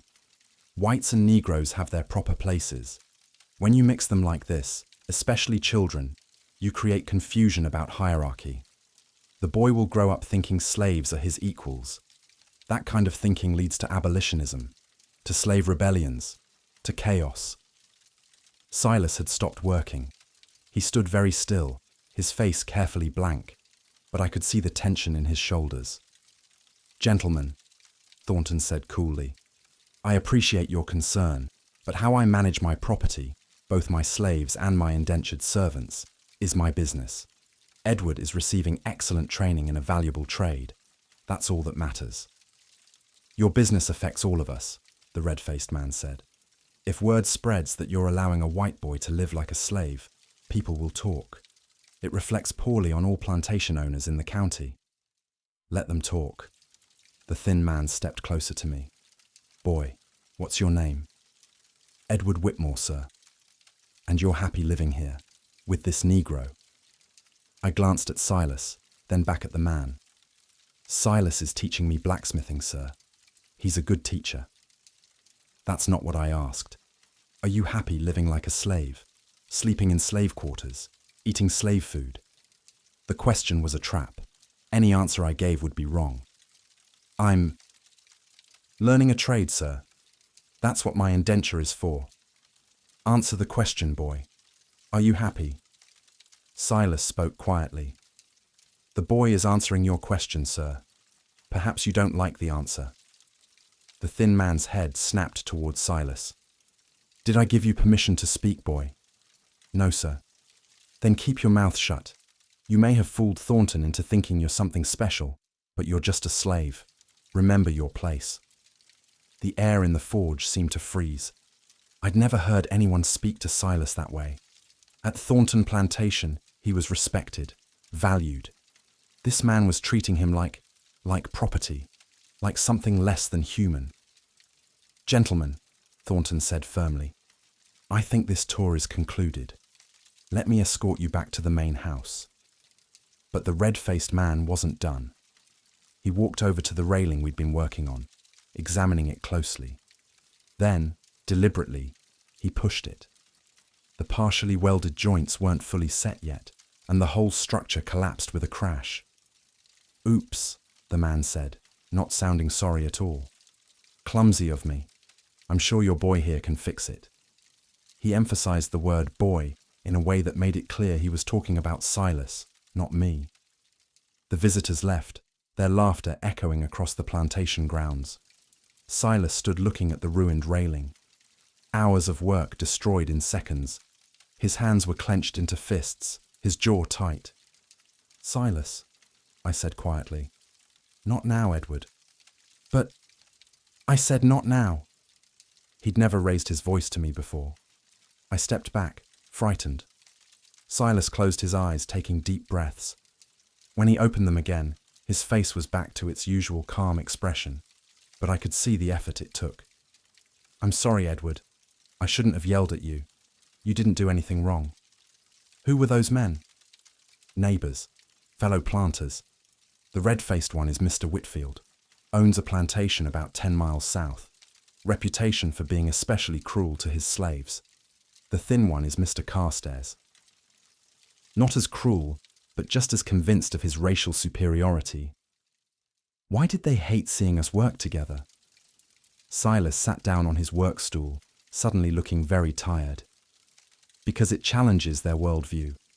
They believe there's a natural order, whites on top, blacks on the bottom, and never shall the two mix as equals. When they see a white child learning from a black man, eating the same food, living in the same space, it threatens that order. And threatened people become dangerous. Are we in danger? Maybe. Probably not immediate danger. Master Thornton has the legal right to run his plantation as he sees fit. But those men will talk. They'll spread stories about the strange situation at Thornton Plantation. They'll make us sound scandalous or dangerous. And that kind of talk can cause problems. We spent the rest of the afternoon rebuilding the railing. Silas worked in silence, his movements precise but lacking their usual grace. He was angry, furious really, but had no outlet for that anger except his work. That evening, as we ate dinner in our small quarters, Silas finally spoke about what had happened. "Edward, I need you to understand something. What you saw today, the way those men treated me, the way they deliberately destroyed our work, that's normal. That's how most white people treat enslaved people. Master Thornton is unusual in treating us with basic human dignity, but men like Whitfield and Carstairs, they see us as animals, as property that talks, nothing more. But you're not an animal. You're smarter than them. You're a better person than them. Intelligence and goodness don't matter in a slave society. Only colour matters, and I'm the wrong colour. That's evil. Yes, it is, and it's the world we live in, which is why you need to be careful, Edward. Those men didn't like seeing us work together. If they had the power, they'd separate us, send you to work for a proper white family where you'd learn your proper place. We're only safe as long as Master Thornton protects this arrangement. Would he, if they pressured him? I don't know. I hope so. But hope isn't certainty. That night, I couldn't sleep. I kept thinking about the way those men had looked at Silas, like he was nothing. And I thought about my own position. I was white, which gave me privileges Silas would never have, even though he'd saved me, taught me, cared for me. How was that fair? It wasn't. And lying there in the darkness, I began to truly understand what Silas had been trying to teach me. The world was structured on injustice, and living in it meant either accepting that injustice or fighting against it. I didn't know how a 7-year-old indentured servant could fight against anything, but I knew I had to try. Part 3. The Test. Fall 1820. The incident with Whitfield and Carstairs had consequences. 2 weeks later, Master Thornton called Silas and me to the main house. We stood in his study while he sat behind his desk, looking troubled. Silas, I've received several letters from neighbouring planters expressing concern about Edward's living situation. What kind of concern, Master Thornton? They believe it's inappropriate for a white child to live in slave quarters, to work alongside a slave as if he were your equal. They've suggested I move Edward to the main house, where he can serve as a houseboy under proper white supervision. My heart sank. Living in the main house meant being separated from Silas. It meant losing the only stable relationship I'd had since my mother died. What do you intend to do, sir? Silas's voice was carefully neutral. I'm considering their arguments. They make some valid points about propriety and social expectations. May I speak freely, Master Thornton? Go ahead. Edward has been learning valuable skills. In less than 6 months, he's progressed from knowing nothing about blacksmithing to being a useful assistant. By the time his indenture ends, he'll be a skilled tradesman capable of supporting himself. If you move him to housework, you'll waste that potential. He'll learn to polish silver and serve meals, skills that won't help him once he's free. That's a practical argument, but there are social considerations as well. With respect, sir, whose social considerations matter more? Neighbours who don't live here and have no stake in Edward's future, or the actual people involved, Edward and myself? It was the most direct I'd ever heard Silas speak to Master Thornton. There was an edge of defiance in his voice that surprised me. Thornton leaned back in his chair, studying Silas. You've become attached to the boy. He's a good student and a hard worker. I'd be sorry to lose his assistance. That's not what I said. I said you've become attached. Silas was quiet for a moment. Yes, sir, I have. He's a good boy who's had a hard life. I'd like to see him have a chance at a better future. Thornton turned to me. Edward, what do you want? I was shocked. No one had asked me what I wanted since my mother died. I want to stay with Silas, sir. I want to learn blacksmithing. I want to finish what I started. Even though it means living in a forge instead of a proper house. Even though it means working physically demanding labour instead of lighter housework. Yes, sir. Silas is teaching me to make things, to create things. That matters more than being comfortable. Thornton smiled slightly. You sound like your teacher. He was quiet for a long moment, then nodded. All right. The arrangement continues, but understand this. If there are any problems, any complaints, any incidents that bring negative attention to this plantation, I'll reconsider. Am I clear? Yes, Master Thornton, Silas said. "Yes, sir," I echoed. "Good. Now get back to work. I believe you're behind schedule on that railing repair." As we walked back to the forge, I felt a mixture of relief and anxiety. We'd won this round, but the message was clear. We were being watched. One mistake could end everything. "Silas," I said as we entered the forge, "thank you for speaking up for me. I didn't do it just for you, Edward. I did it for both of us. Teaching you has given me a purpose beyond just surviving day to day. I'm not ready to lose that." "Neither am I." We went back to work, but the conversation stayed with me. Silas had risked his master's displeasure to keep me with him. That meant something. That meant our relationship was important to him, not just a duty or obligation. For the first time since my mother died, I felt like someone actually cared whether I lived or died. Part 4. Reading and Revolution, Winter 1820 to 1821. Master Thornton kept his promise about the library.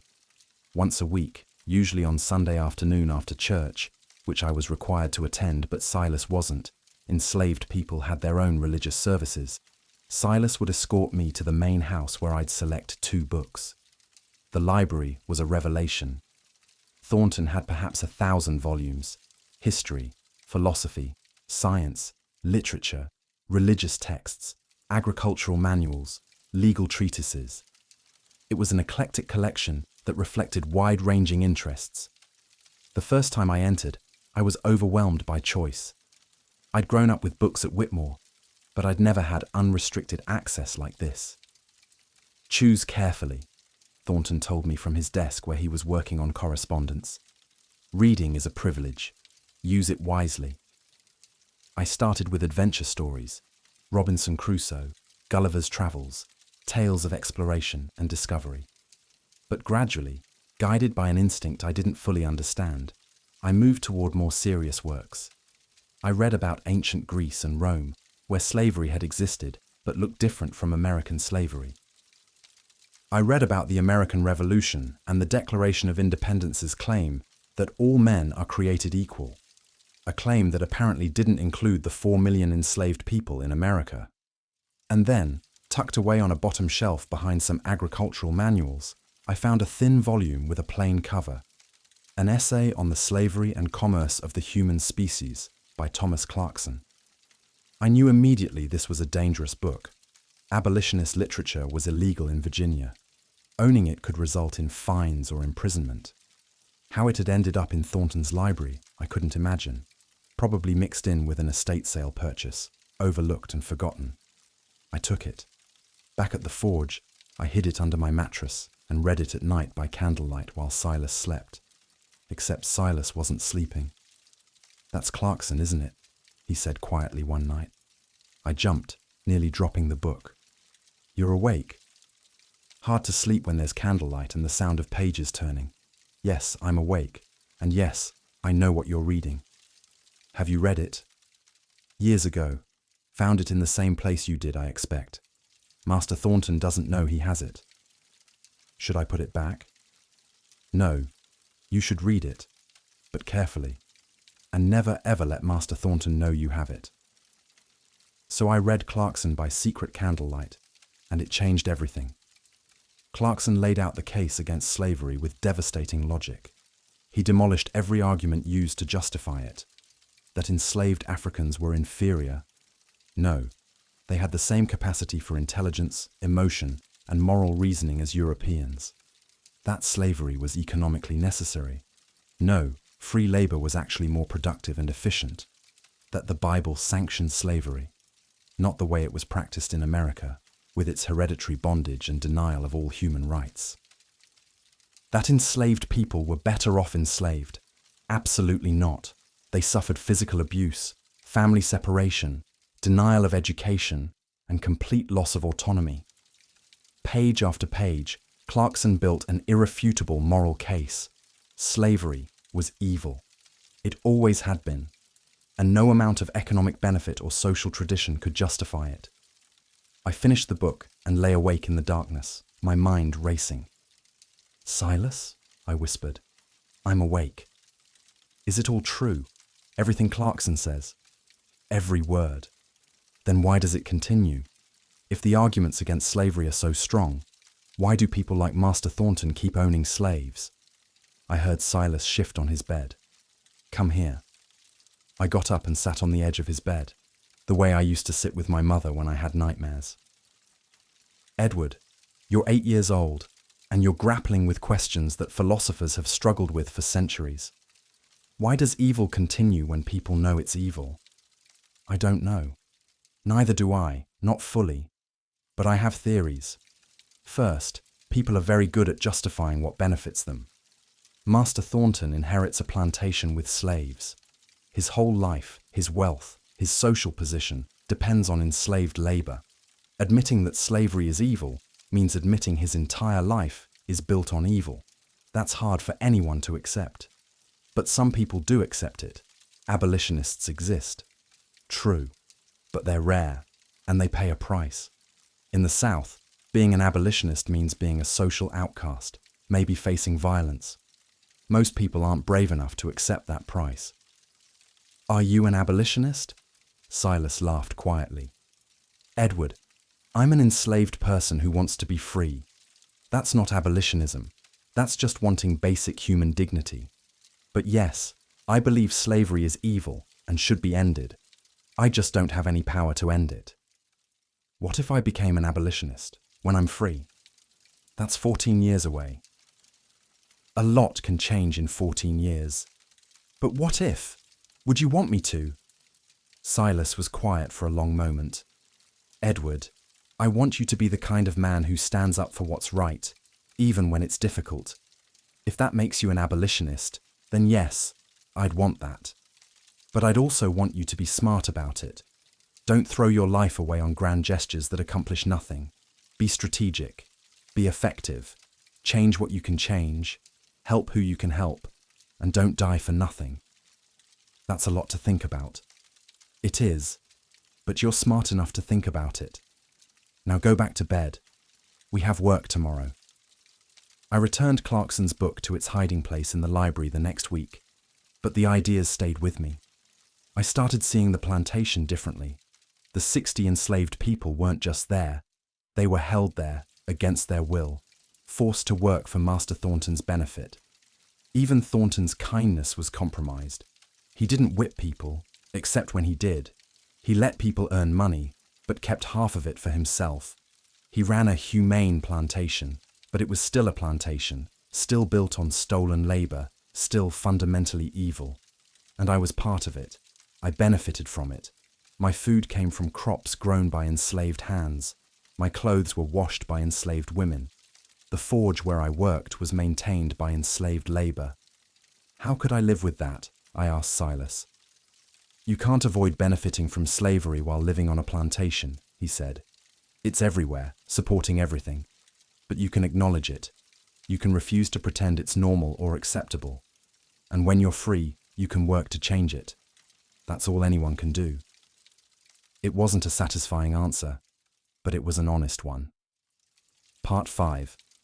Clara and Community, Spring 1821. On Sundays, when Silas worked on his own projects in the forge, I had free time. I spent it in the quarters, slowly becoming part of the enslaved community. It was strange being a white child in an all-black community. At first, people didn't know how to treat me. Was I a future master? A spy for Thornton? Just a curious outsider? But gradually, as months passed and I kept showing up, kept listening, kept treating people with respect, I was cautiously accepted. Not fully. I was still white, still privileged in ways they'd never be, but enough to be included in some activities.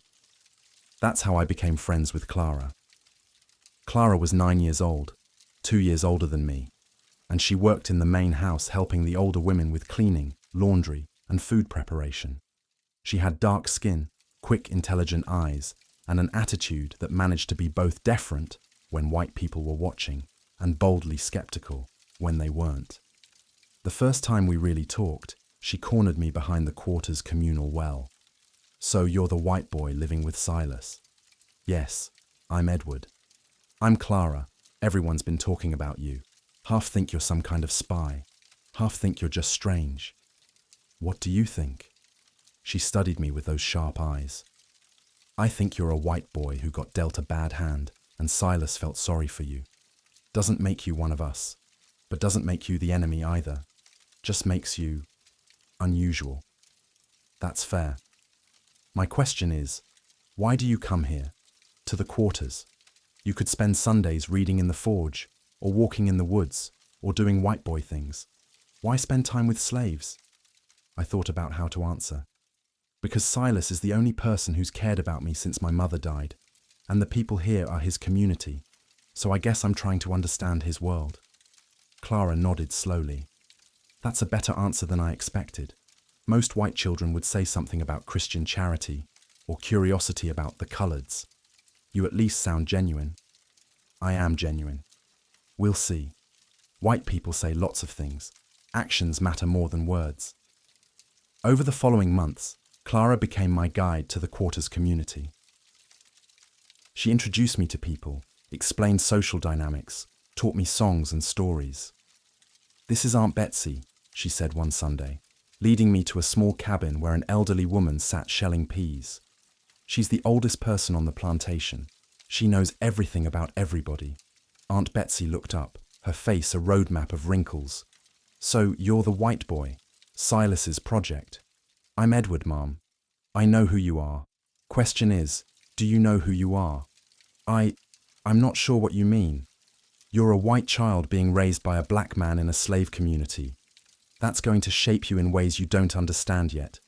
You're not quite white and not quite black, not quite free and not quite enslaved. You're something new, something that doesn't fit any category. That's going to be hard. It's already hard. Good. Hard things teach important lessons. Easy things teach nothing. She gestured for me to sit. Give me your hand. I held out my hand. She examined it, running her finger over the calluses and burn scars. Blacksmith's hands. You're learning the trade properly. Silas is a good teacher. Silas is a good man. One of the best I've known. But you need to understand something, child. Silas bought you because he's got a hero's heart. He sees someone in trouble, he helps, even when it costs him. That's beautiful. But it's also dangerous. Dangerous how? Because heroes often get hurt. Silas spent his freedom money on you. That means he's stuck here longer, maybe forever. And every day he looks at you, he's reminded of the sacrifice he made. Make sure you're worth that sacrifice. It was heavy wisdom for an 8-year-old to carry. Clara also introduced me to the children's world. There were about 15 children under age 12 in the quarters, and they played games I'd never seen. Complex hand-clapping games with rhymes and rhythms, singing games that taught history and culture through lyrics, running games that practiced skills needed for possible escape. This one's called Follow the Drinking Gourd, Clara explained one evening as children sang while playing. The drinking gourd is the Big Dipper. It points to the North Star. If you were running away, you'd follow it north to freedom. Do people run away from here? Not often. Master Thornton treats us better than most places, so there's less reason to risk it. But people remember the songs anyway, just in case. I learned those songs. I played those games. And slowly, I stopped being the white boy and started being Edward who lives with Silas. It wasn't acceptance exactly. I'd never be truly part of the community. My skin color and future freedom set me apart. But it was something. A tentative inclusion. A cautious friendship. Part 6. The Breaking Point. Summer 1821. Everything changed on a scorching July afternoon when I was 8.5 years old. Silas and I were working on a complicated project. Decorative iron gates for Master Thornton's front entrance. It was the kind of prestigious work that could enhance Silas's reputation and possibly lead to opportunities for paid outside commissions. We were so focused on the work that we didn't hear the horses approaching until they were right outside the forge. 3 white men dismounted. I recognized one of them immediately, Mr. Whitfield, the red-faced planter who deliberately destroyed our work the previous summer. Well, well, Whitfield said. walking into the forge without invitation. The Negro blacksmith and his white pet, still playing at being equals, I see. Silas carefully set down his hammer. "Can I help you, gentlemen? You can shut your mouth unless spoken to." This came from one of Whitfield's companions, a younger man I didn't recognize. "We're here to see your work, not hear your voice." They walked around the forge, examining our tools, our current projects, making disparaging comments. Decent work for a Negro. Could be better with proper white supervision. Shame to waste good iron on such inferior craftsmanship.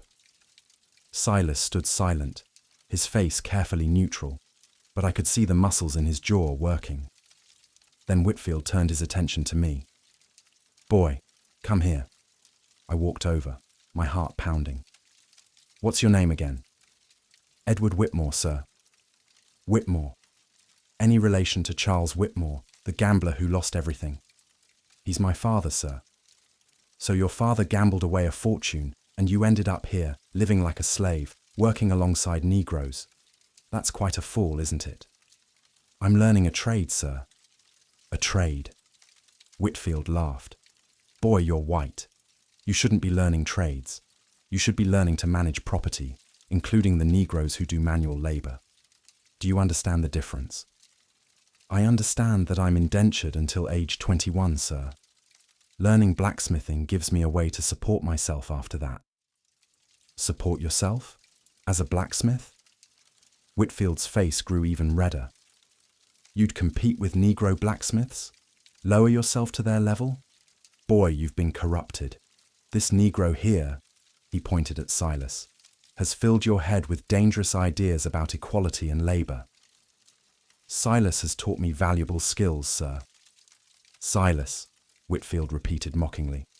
"You call him by his first name? Like he's your equal? Like he's white?" "I call him by his name because he asked me to, sir." Whitfield's expression turned ugly. "You've got an attitude problem, boy. Someone needs to beat the uppityness out of you." He stepped forward, raising his hand like he might strike me. Silas moved. One moment he was across the forge, the next he was between me and Whitfield, his massive blacksmith's frame suddenly menacing. "Don't touch him." The words were quiet, but carried absolute conviction.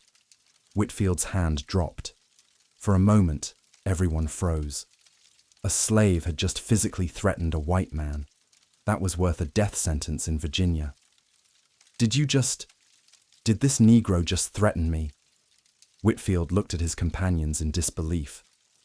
"I protected a child from violence," Silas said, his voice still quiet but firm. "That's not a threat. That's a moral obligation." "You don't have moral obligations. You're property. You don't decide what's right or wrong. You obey. And right now, you just committed an offense that could get you hanged. Then hang me, but I won't stand by and let you hurt a child." The moment stretched. Whitfield was trembling with rage. His companions looked shocked. I was terrified, certain that Silas had just signed his death warrant. Then Master Thornton appeared in the forge doorway. "Gentlemen, I heard raised voices.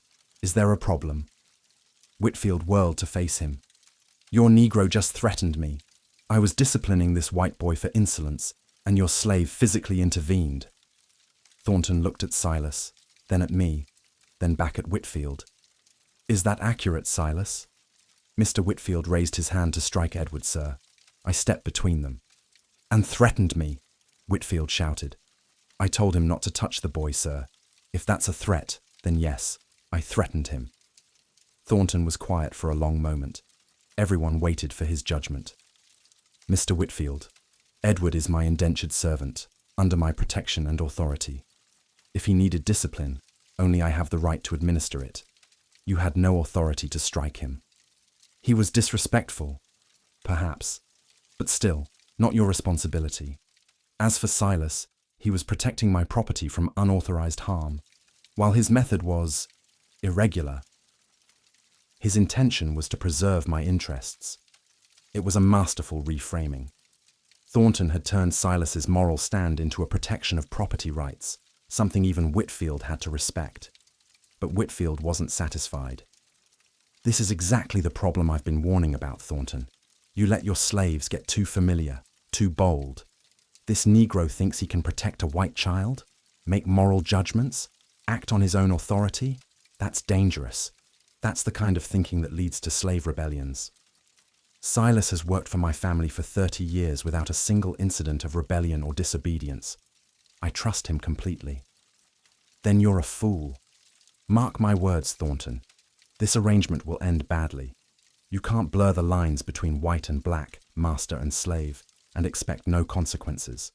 The natural order exists for a reason. Good day, Mr. Whitfield. It was a dismissal. Whitfield stared at Thornton for a long moment, then stormed out, his companions following. When they were gone, Thornton turned to Silas. That was foolish. Yes, sir. If it had been anyone other than Whitfield, if it had been a man with real political power in the county, you'd be whipped right now, possibly sold south. I understand, sir. Do you? Because I'm starting to wonder if you do understand the precariousness of your position. You're a slave, Silas. No matter how valuable your skills, no matter how long you've served my family, you're still property. Property doesn't threaten free men. Ever. Even to protect children. Even then. Thornton's voice was firm. The law doesn't recognize your right to make moral judgments or take independent action. The law only recognizes your obligation to obey. When you forget that, you endanger yourself. And when free men abuse children, what does the law say then? The law says it's their right to discipline children under their authority. Whitfield overstepped by trying to discipline Edward, but if Edward had been his indentured servant, he could have beaten him to death and faced no legal consequences. That's the world we live in. The casual cruelty of that statement hung in the air. Yes, sir, Silas said finally. I understand. Thornton looked at me. Edward, go to the main house. Ask cook for something to eat and stay there until I send for you. I need to speak with Silas privately. I wanted to protest, to stay, to defend Silas, but I was 8 years old with no power. Yes, sir. I left the forge, but I didn't go to the main house. I circled around and crouched outside the forge wall where I could hear through a gap in the stones. Silas, Thornton was saying, I've defended you today, but I can't keep doing it. The arrangement with Edward is causing problems. Other planters are talking. They say I'm allowing dangerous familiarity between races. They say I'm encouraging abolitionist thinking. Some are suggesting I'm unfit to own property because I can't maintain proper order. What are you saying, Master Thornton? I'm saying the situation can't continue as it is. Either Edward moves to the main house and works as a proper house servant, or I sell him to another planter who will use him more conventionally. Or you could tell the other planters to mind their own business, sir. There was a long silence. Then Thornton laughed, but it was a bitter sound. You're right, of course. I could do that. But then I'd be a social pariah. My neighbors would stop trading with me, stop doing business with me, possibly take actions to harm my economic interests. I'd suffer, and so would everyone on this plantation, including you. So social pressure trumps doing what's right. Don't be naive, Silas. Social pressure is everything in our society. I've already bent the rules by allowing this arrangement. I can't break them entirely without consequences I'm not prepared to face. What about consequences for Edward? He's thriving here, learning valuable skills. You'd disrupt that because neighbors disapprove. I'm considering all factors. Including your own conscience? Another long silence. Get back to work, Silas. We'll discuss this more later. I heard footsteps and scrambled away before being discovered. I spent the rest of the afternoon in the main house kitchen, too anxious to eat despite cook's urging, waiting to learn my fate. Part 7. The Choice. Late summer, 1821. For 3 days, nothing happened. Silas and I worked in the forge, maintaining our routine, but with a tension underlying everything. We both knew a decision was coming. On the 4th day, Master Thornton summoned us to his study. I've made a decision, he said without preamble. The arrangement will continue, but with modifications. Relief and anxiety warred in my chest. Edward will continue learning blacksmithing under Silas's instruction. However, he will move into the main house, sleeping there and taking meals with the house staff. He'll work in the forge during the day, but return to the main house each evening. This maintains the apprenticeship while addressing concerns about propriety. It was a compromise, but it felt like a defeat. The forge quarters weren't just where I slept. They were my home. The place where Silas and I talked late into the night, where I felt safe, where I belonged. "Master Thornton," I said, surprising myself with my boldness. "May I speak?" "Go ahead." The arrangement was working. I was learning quickly, and Silas could teach me more when we lived together. Separating us will slow my education and waste the investment you've made in my training. It was a practical argument, deliberately avoiding the emotional truth. I didn't want to leave Silas. Thornton considered this. Perhaps, but it's not negotiable. The decision is made. "Then I have a request, sir." "What request?" "Let me earn my place back. Give me a test. If I can demonstrate sufficient skill in blacksmithing, let me return to the forge quarters. If I fail, I'll accept the separation without complaint." Thornton looked interested. "What kind of test?" "Let me complete a project independently. Something useful, something that demonstrates real skill. If it's acceptable quality, I've proven I'm serious about this apprenticeship. If it's not, then maybe I don't deserve to continue living in the forge." Silas started to object, but Thornton held up a hand. "An interesting proposition. What project did you have in mind?" I hadn't thought that far ahead. I glanced at Silas, who looked torn between pride and concern. "A set of hinges," I said, remembering the first project I'd ever watched Silas complete. 6 hinges for the new storage building, properly forged, properly proportioned, functional and durable. If I can make them within 1 week, without Silas's help, I've proven I'm learning real skills. "And if you fail?" "I move to the main house without complaint." Thornton smiled slightly. "You're willing to bet your living situation on your skill. That's either confidence or foolishness." "It's desperation, sir. The forge is my home. I'd like to keep it." "Very well. You have 1 week. Silas will provide materials but no instruction or assistance.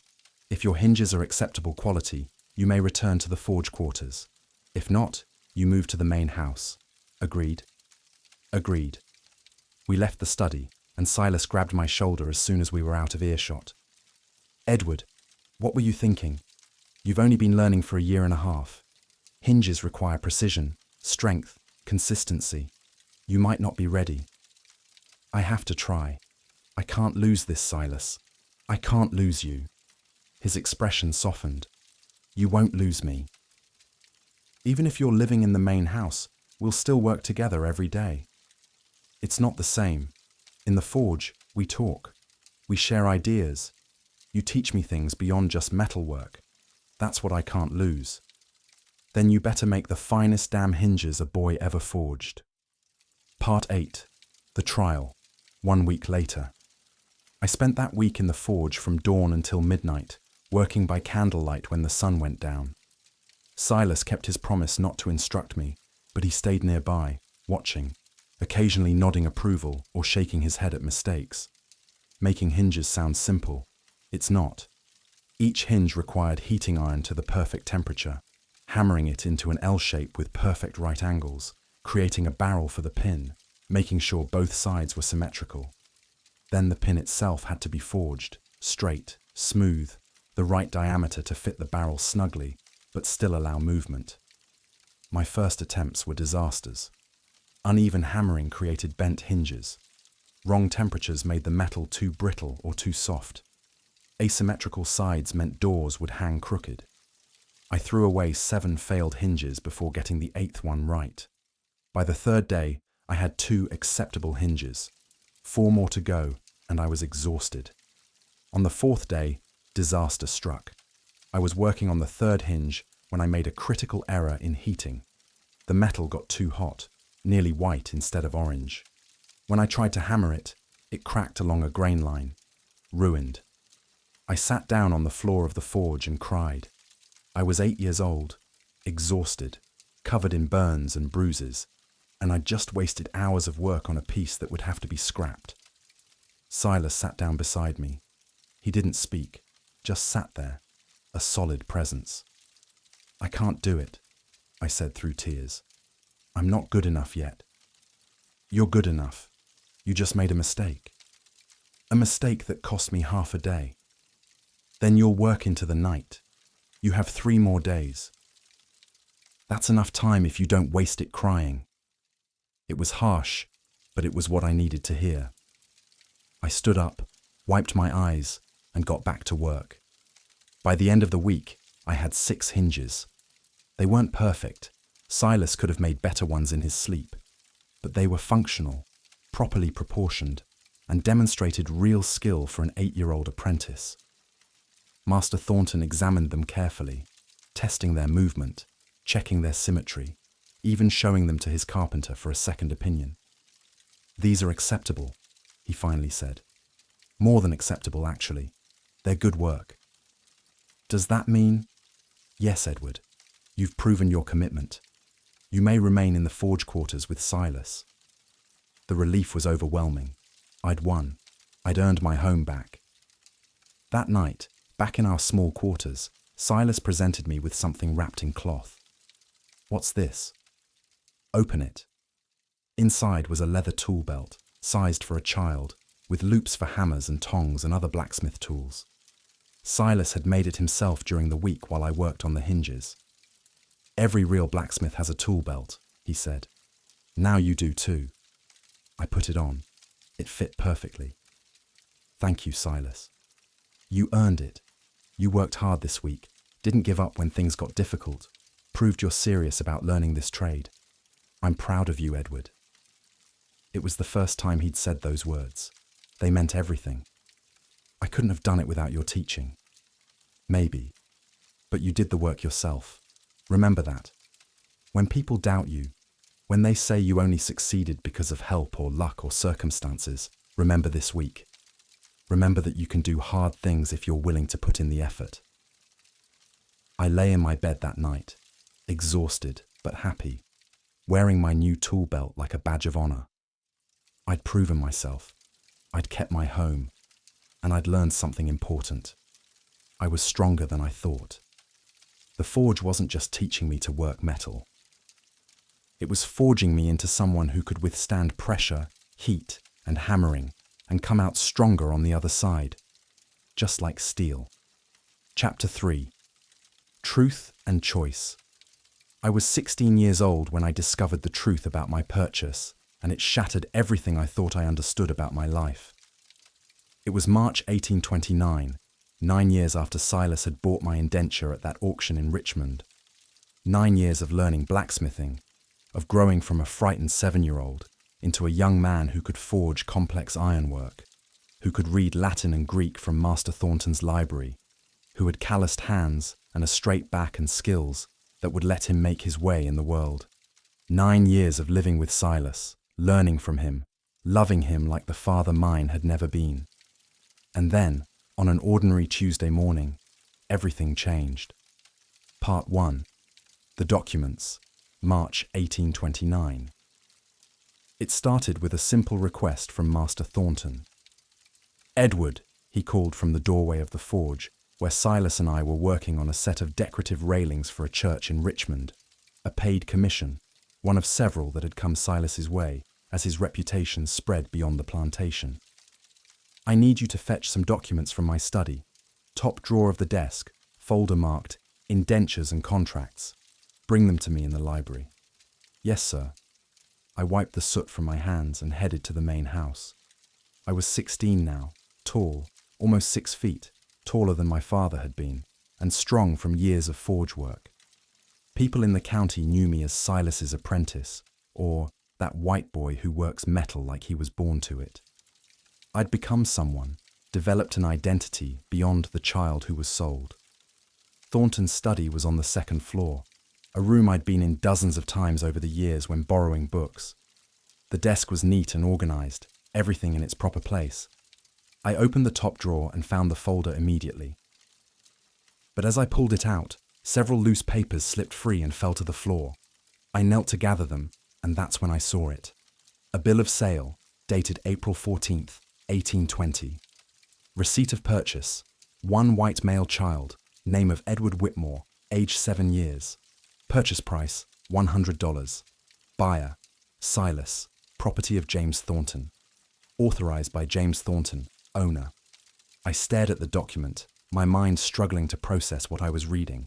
Silas had bought me for $100. I'd known that, of course. I'd been there. But seeing it written down, seeing myself reduced to a line item with a price attached, made it suddenly, viscerally real in a way it hadn't been before. But that wasn't what made my hands start shaking. It was the other document beneath it. Accounting of funds, Silas, blacksmith.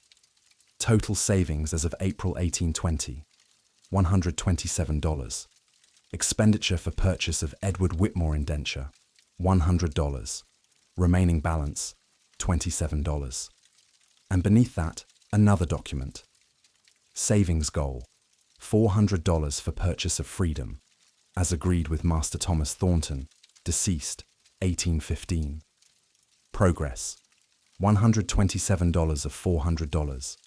Estimated timeline to freedom, 8 to 10 additional years as of April 1820. The papers slipped from my numb fingers. Silas had been saving to buy his freedom. He'd spent 15 years, putting aside pennies and dollars, doing extra work, selling items he made on Sundays. He'd been nearly a third of the way to having enough money. 8 to 10 more years, and he would have been free.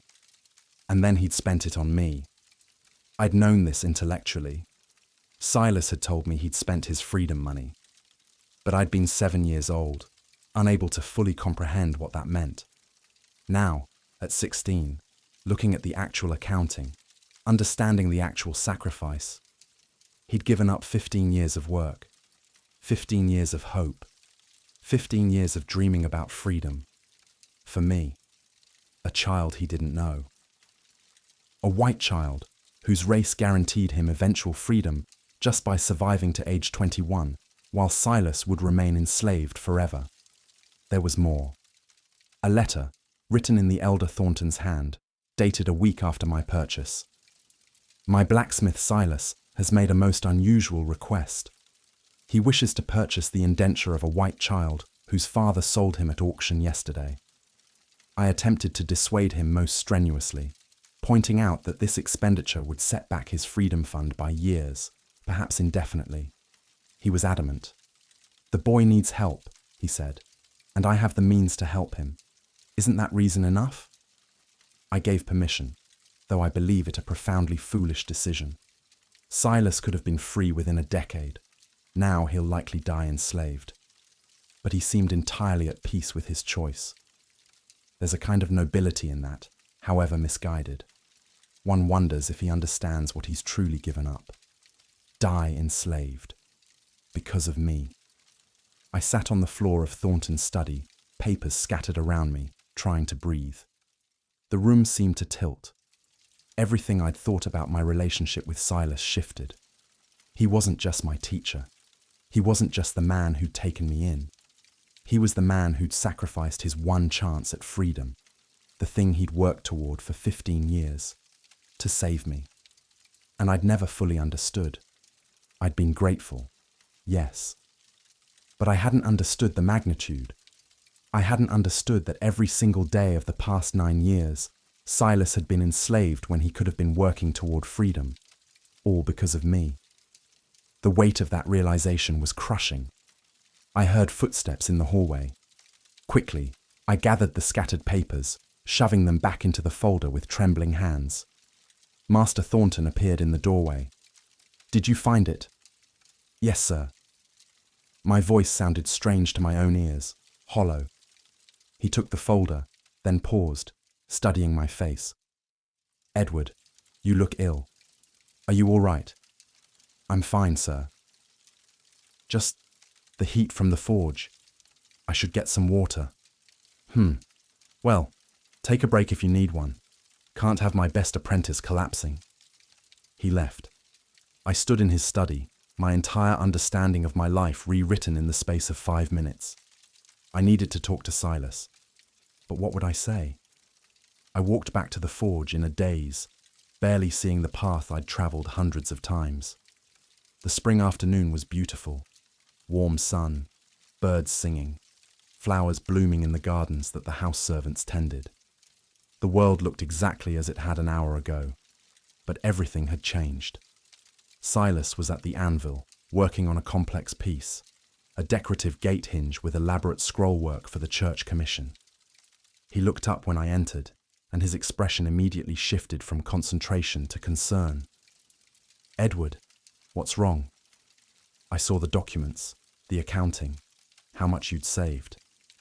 His hands stilled on the metal. For a moment, the only sound was the crackling of the forge fire. "Ah," he said quietly. "So now you know. Why didn't you tell me about how much you'd saved, about how close you were to freedom?" He set down his tools carefully and faced me. "What would have been the point? You were 7 years old. You couldn't have understood. And later, when you were older, what would it have changed? The decision was made. The money was spent. You were so close." My voice cracked. $127 out of $400.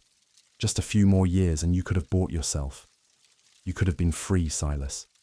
You could have left here, gone north, started your own forge, lived as a free man, and you gave it all up.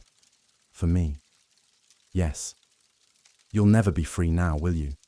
You're 49 years old. You've been saving again for 9 years, and you have what? Maybe $50? At this rate, you'd need to live to be 80 to save enough. And enslaved men don't live that long. Probably not, he agreed, his voice steady. The mathematics don't favor me.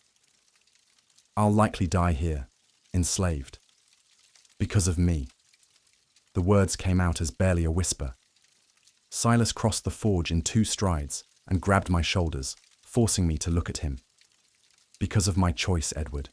My deliberate, informed, freely made choice. Do you understand the difference? No, I don't understand. How could you? Why would you? I was shouting now, 9 years of accumulated gratitude and guilt exploding out of me. I was nobody, just some random white kid at an auction. You didn't know me. You had no obligation to help me. You could have walked away and bought your freedom and lived the rest of your life as a free man. And then what? Silas's voice rose to match mine. I'd be free, yes. Living in Pennsylvania or Ohio, working my own forge, keeping my own money. And every single day I'd think about the boy I left behind, the 7-year-old child whose father sold him like livestock. I'd think about how I stood there with money in my pocket, money that could have saved him, and I walked away. I chose my freedom over his safety. What kind of man does that make me? It makes you sensible. It makes you smart.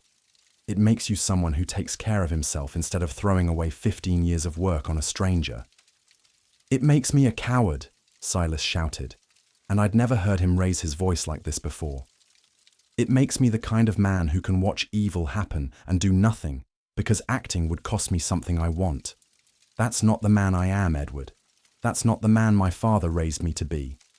We stood there, both breathing hard, the 9 years of unspoken tension suddenly visible between us. I'm not worth it, I said finally, my voice breaking. Silas, I'm not worth your freedom. No one is. His grip on my shoulders tightened. Edward Whitmore, listen to me very carefully. You've worked beside me for 9 years. You've learned everything I could teach you about metalwork, and more than I intended to teach you about being a decent human being. You're skilled, intelligent, principled, and kind.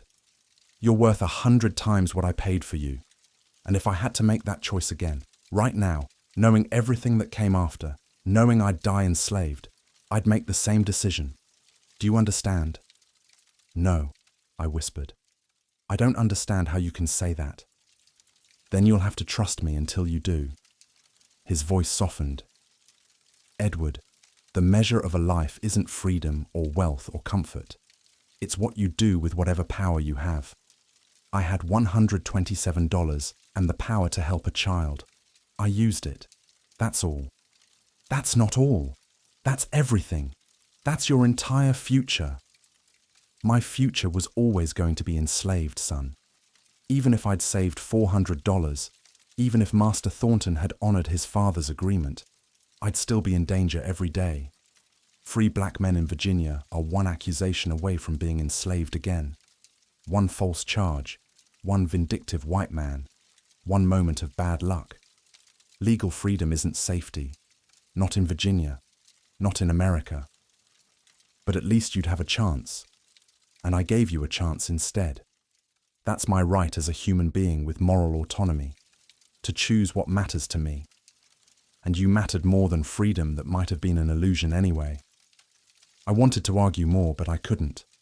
Not with him looking at me like that, with love and conviction and absolutely no regret. I'm going to pay you back, I said. Every dollar. When my indenture ends, when I'm working for myself, I'll save money and pay you back. $100 plus interest for 9 years. However much that is, I'll pay it. And I'll help you buy your freedom. I swear it.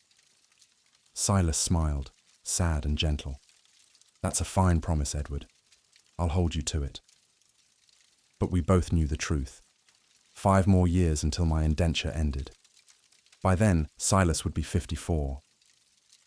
How long would it take me to save enough to buy his freedom? Years. Maybe decades. And would Master Thornton even sell him? Skilled blacksmiths were valuable property. The mathematics of freedom didn't work in our favor. But I had to try. I owed him that much. Part 2. The Ghost Returns. April 1829. 1 month after I discovered the truth about my purchase, my father came back. It was a Thursday afternoon, unseasonably hot for April. Silas and I were working in the forge on a commission for a militia officer, a ceremonial sword with an elaborate hilt. I was doing the detail work on the pommel while Silas worked on the blade itself. We heard the carriage before we saw it. The sound of horses and wheels on the gravel drive that led to the main house. Nothing unusual. Master Thornton had frequent visitors, planters and merchants and county officials. But something made me look up. Some instinct. A man was stepping out of the carriage. Tall, well-dressed in clothes that looked expensive but not quite fashionable. The kind of clothes you bought when you wanted to appear wealthy, but weren't quite confident in your taste. He moved with the careful precision of someone who'd been drunk recently and was trying not to show it. My hands froze on the pommel. I knew that man. Older now, greyer, more weathered, but I knew him. "Silas," I said, my voice tight. "That's my father."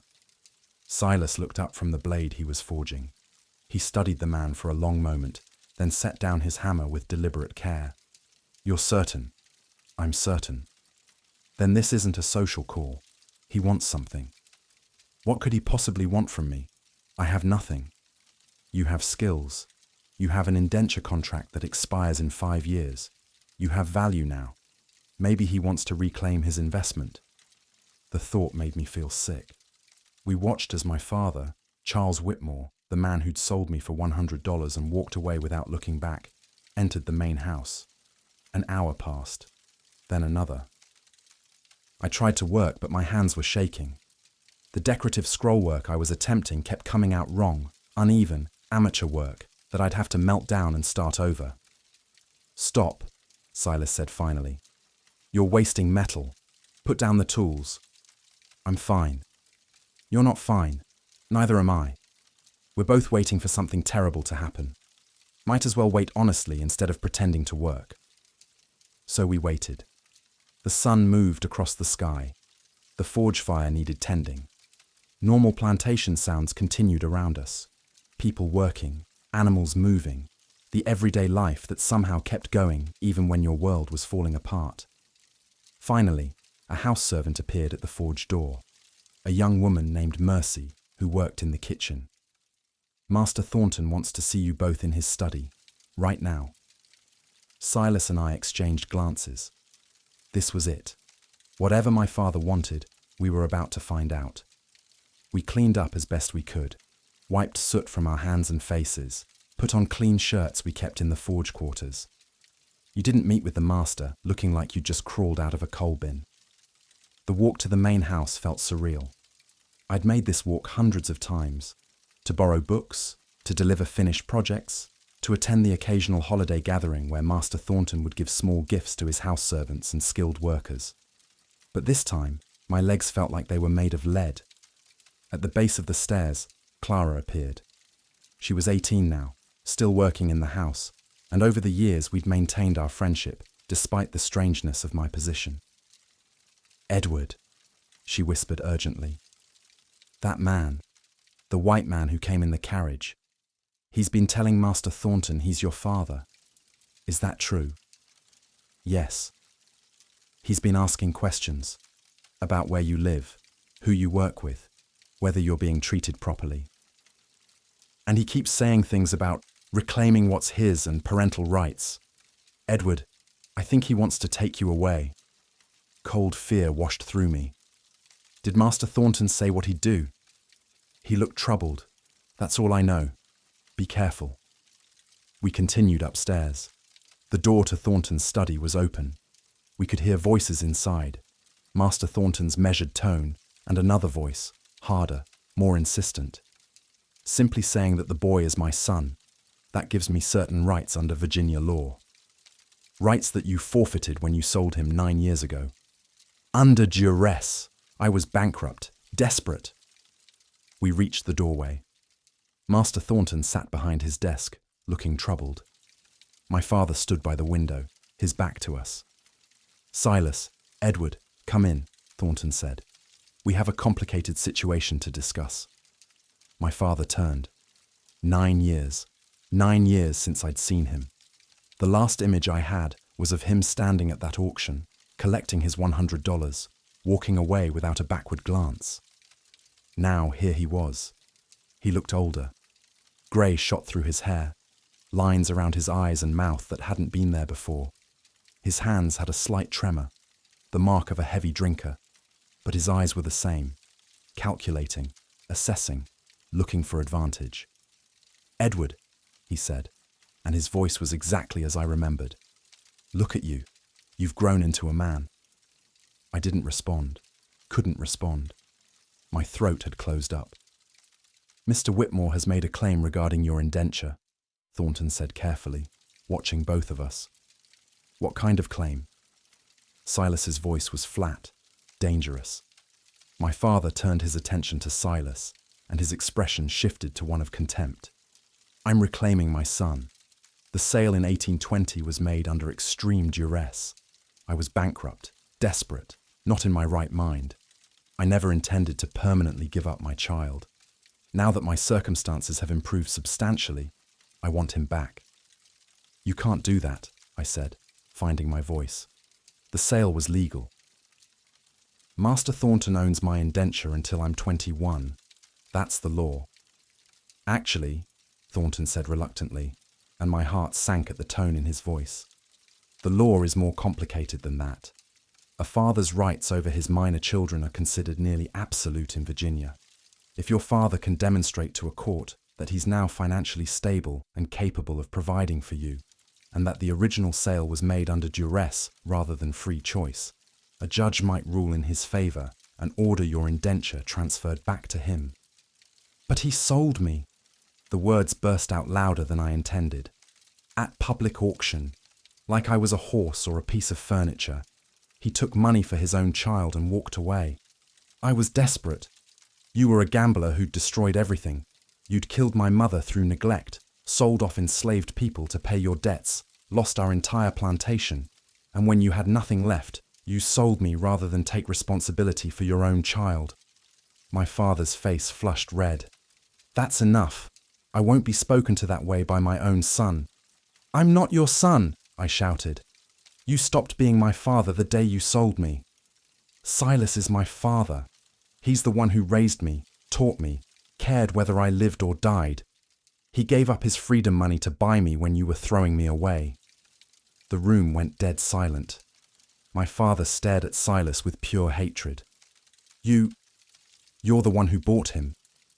Yes, Silas said quietly. A slave, a piece of property, presumed to become a father to my son. That's grotesque. That's an abomination. That's reality, Silas said, his voice still quiet, but with an edge like sharpened steel. I bought him with money I'd saved for 15 years, money I was going to use to purchase my own freedom.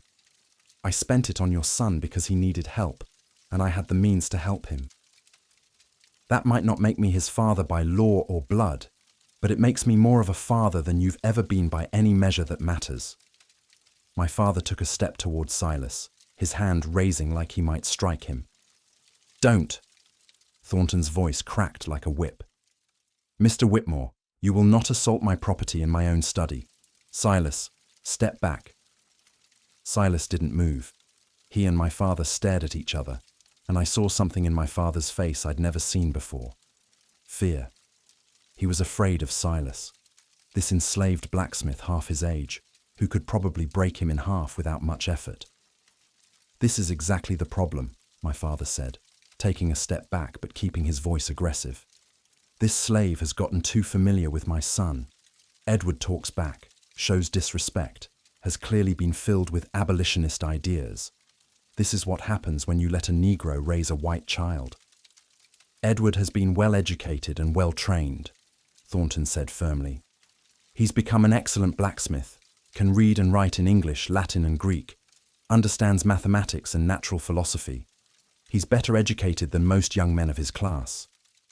He's been educated by a slave. That's not real education. I taught him reading and mathematics, Thornton said coolly. Silas taught him his trade. Between us, we've raised a capable young man who will be able to support himself when his indenture expires. When his indenture expires, he'll be 21 years old with no family connections, no land, no capital, nothing but a trade that will have him competing with Negro blacksmiths for pennies. I can offer him something better. What? I asked, my voice thick with skepticism. What can you possibly offer me? My father turned to me, and his expression shifted. He was trying to look sincere, fatherly. It was grotesque. Edward, I know I made terrible mistakes 9 years ago. I was drowning in debt, drinking too much, not thinking clearly. Losing your mother destroyed me, and I handled it badly. Very badly. I won't make excuses for that. Good, because there are no excuses. But I've changed. After the auction, after losing everything, I went to New Orleans. I spent a year working as a clerk, paying off old debts, staying away from gambling and drinking. Then I got a position managing a cotton warehouse. I saved money. I made connections. 3 years ago, I became a partner in a cotton brokerage firm. Edward, I'm successful again. Not as wealthy as we were before, but comfortable, respected. I have a house in New Orleans, investments, prospects. And you want me to be part of that? You're my son, my only child. Of course I want you with me. I can offer you a real future, training in business, connections in the cotton trade, eventually a partnership in the firm. You'd never have to work with your hands again. You could be a gentleman, like you were born to be. I stared at him in disbelief. You think I'd want that? You think I'd leave Silas, leave this place, leave everything I've built, to come work in your cotton brokerage? It's a better life than being a blacksmith. No, I said flatly. It's not. Edward, be reasonable. I am being reasonable. You're the one who isn't. You abandoned me for 9 years and now you show up talking about partnerships and prospects.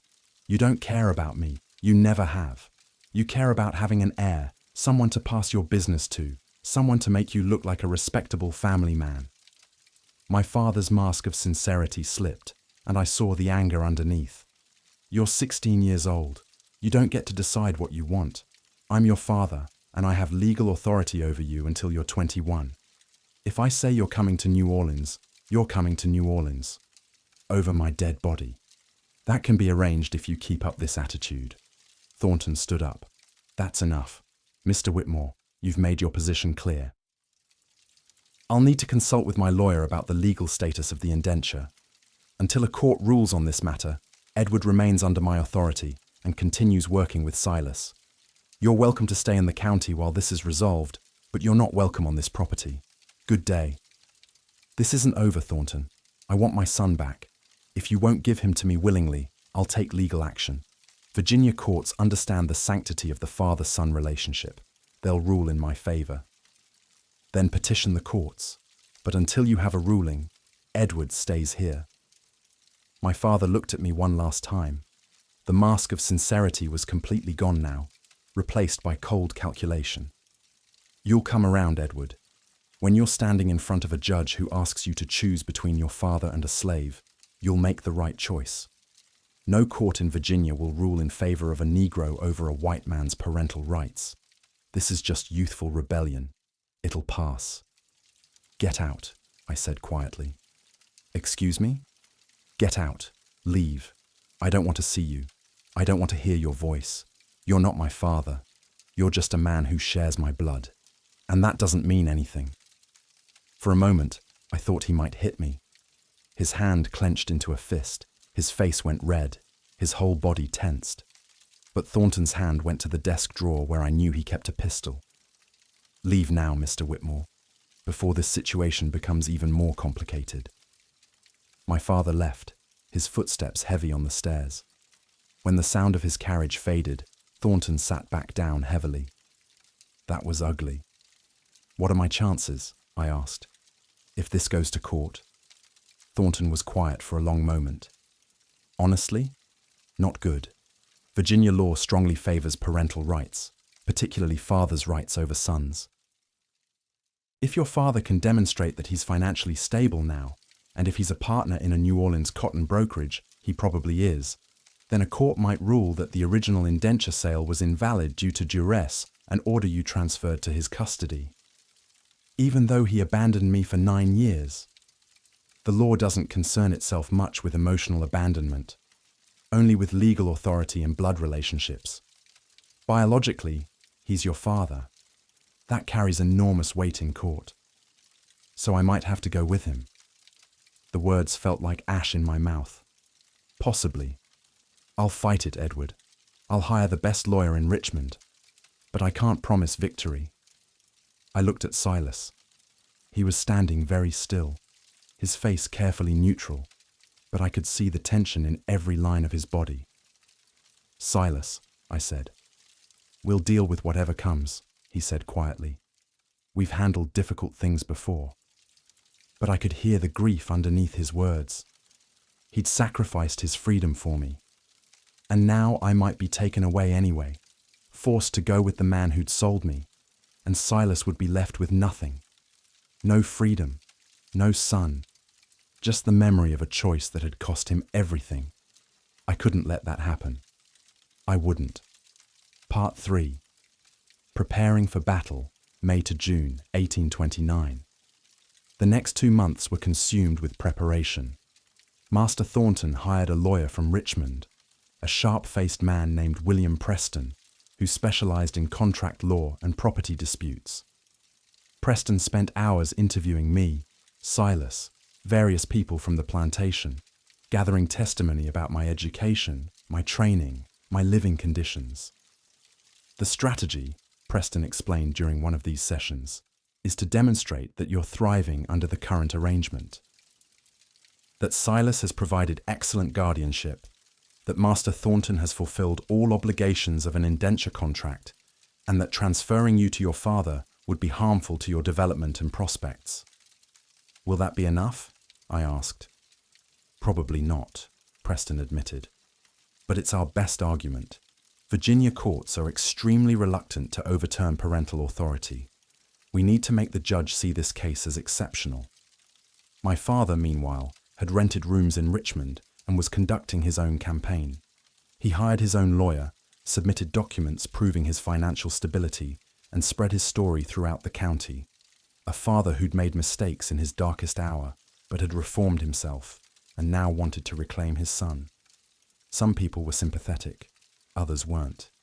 The county divided into factions, those who thought blood ties were sacred and should be restored, and those who thought a man who sold his child had forfeited his parental rights. The arguments played out in newspapers, in church gatherings, in the courthouse square.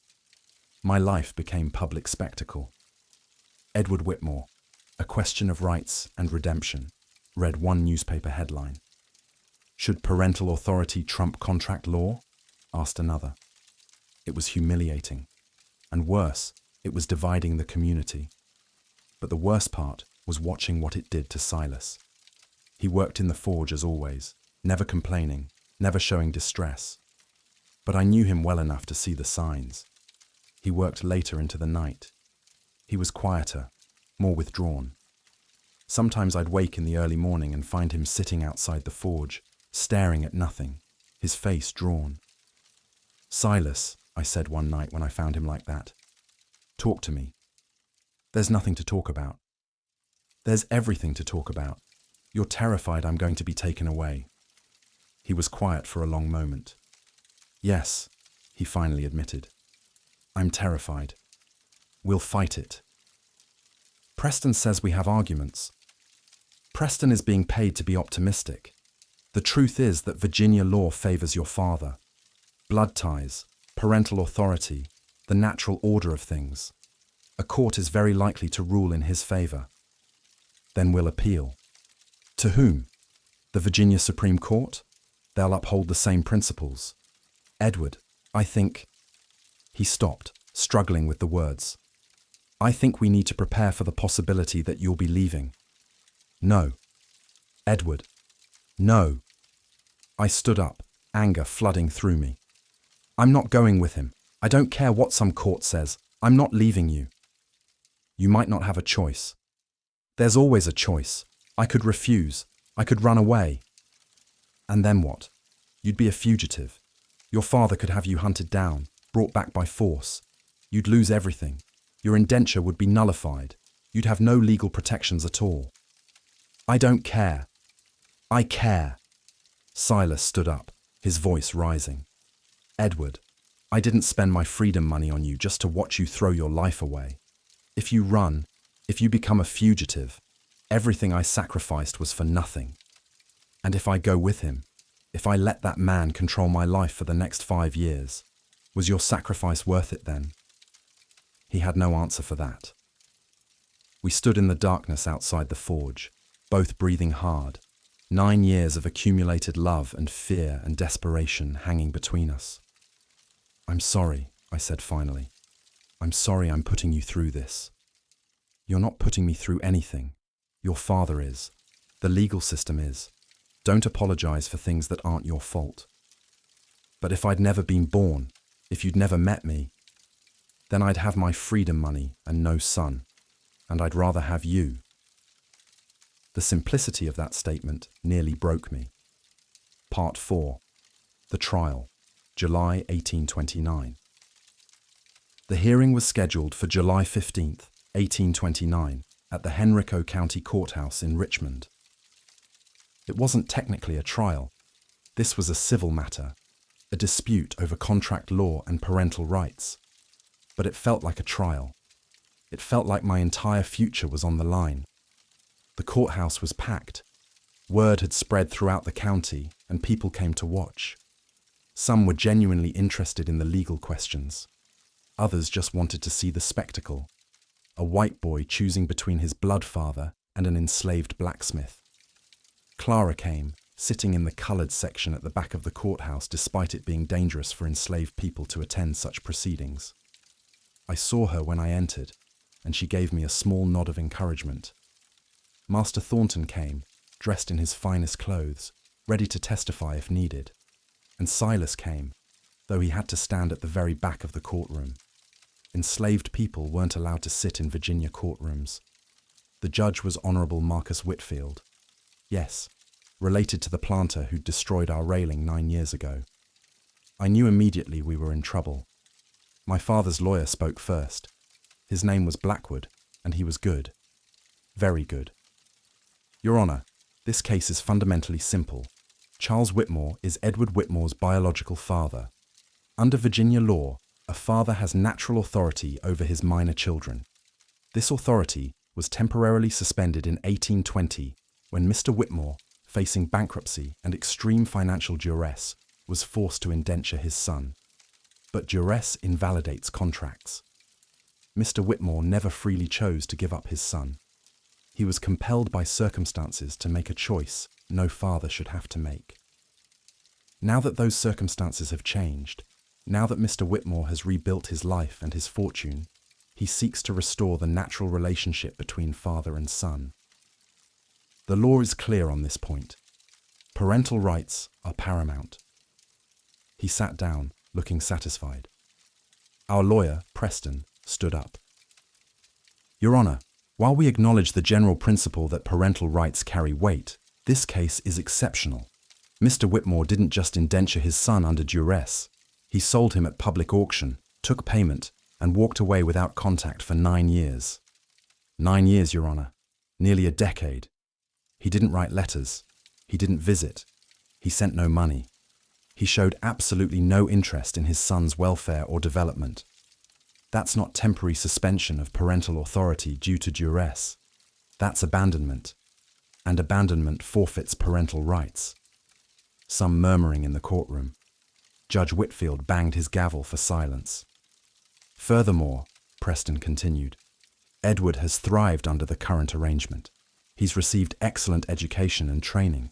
He's become a skilled tradesman who will be able to support himself independently when his indenture expires. The indenture contract has been fulfilled to the letter by Master Thornton and by Silas, the blacksmith who has supervised Edward's training.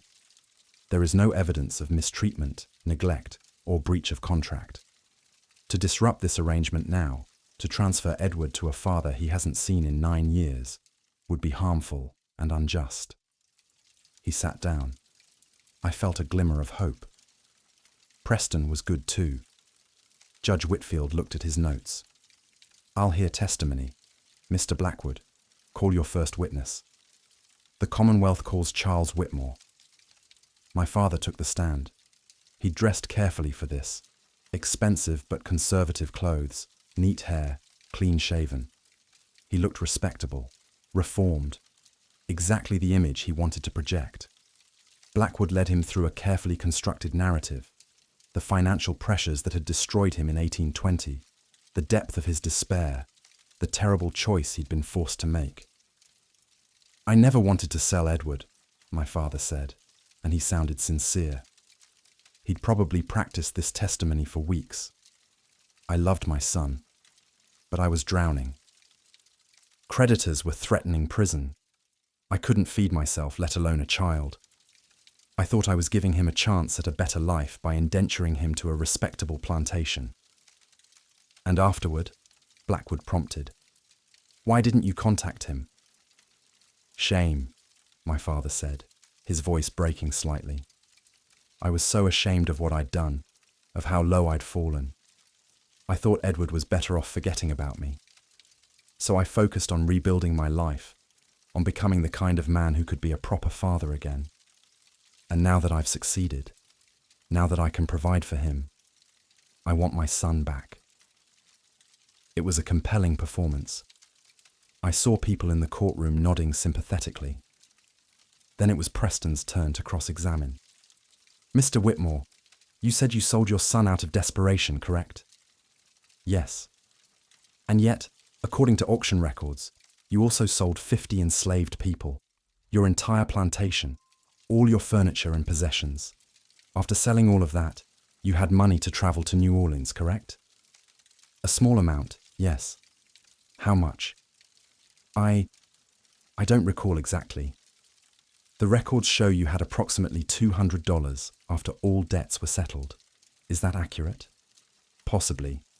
So you had $200, enough to rent a room in Richmond, enough to feed yourself and a small child for months while looking for work. But instead of keeping your son and using that money to support him, you sold him for $100 more. Is that correct? My father's face tightened. I told you, I wasn't thinking clearly. You were thinking clearly enough to collect $100 for your son and use it to travel to New Orleans instead of staying in Virginia where your child was. I had to go where the opportunities were.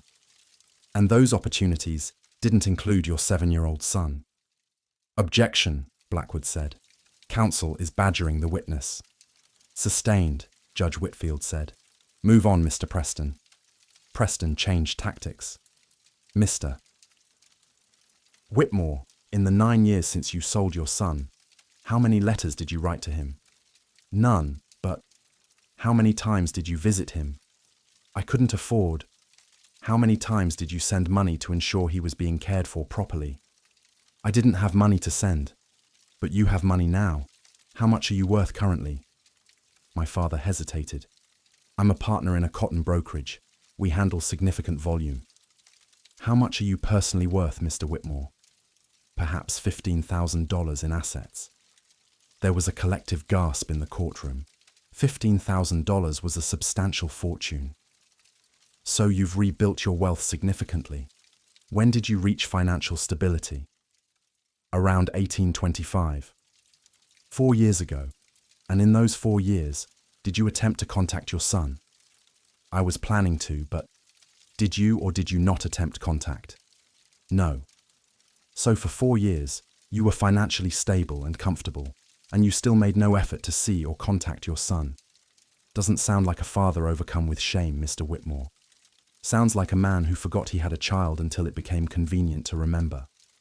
Objection! Blackwood was on his feet. Withdrawn, Preston said smoothly. No further questions. My father left the stand looking shaken. His narrative of the remorseful, reformed father was damaged. But would it be enough? Continued in next section due to length. The judge called a brief recess, then reconvened. I'll hear from the boy, Judge Whitfield said. Edward Whitmore, take the stand. My legs felt unsteady as I walked to the witness box. I looked out at the packed courtroom, my father sitting with his lawyer, looking confident. Master Thornton, concerned. Clara, watching intently. And Silas at the very back, his face unreadable. Preston questioned me first. Edward, tell the court about your life since 1820. I took a deep breath. After my father sold my indenture, Silas bought it. He took me to Master Thornton's plantation, and I've lived there ever since. Silas has taught me blacksmithing. I've learned to forge tools, decorative ironwork, horseshoes, weapons, everything a blacksmith needs to know. Master Thornton gave me access to his library, and I've studied history, mathematics, languages. I can read Latin and Greek. I can do complex calculations. I've had a good education and good training. And your relationship with Silas? He's been... I struggled for words that could capture 9 years. He's been my teacher, my guardian, and my father in every way that matters. He's taught me not just blacksmithing, but how to be a decent person, how to work hard, how to treat people with respect, how to stand up for what's right. And your relationship with your biological father? I don't have one. He sold me and left. I haven't seen or heard from him in 9 years. As far as I'm concerned, he's a stranger who shares my blood. Preston nodded. Thank you, Edward. Then it was Blackwood's turn. Edward, you said Silas is like a father to you, but he's not actually your father, is he? Not by blood. And he's not a free man, is he? He's enslaved? Yes. So the man you're calling your father is property. He's owned by Master Thornton. He has no legal rights, no authority over his own life. How can he be a proper father to you? He's been more of a father than the free man who sold me ever was. But that's an emotional answer, not a legal one. Legally, your father is Charles Whitmore, correct? Biologically, yes. And biologically is what matters under Virginia law. Emotions don't change blood ties. Then maybe Virginia law is wrong. There was dead silence in the courtroom. Judge Whitfield leaned forward. Boy, are you saying Virginia law is wrong? I met his eyes.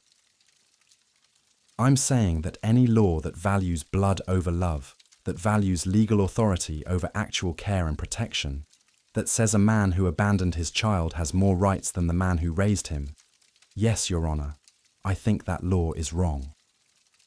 More silence. Then the courtroom erupted in noise.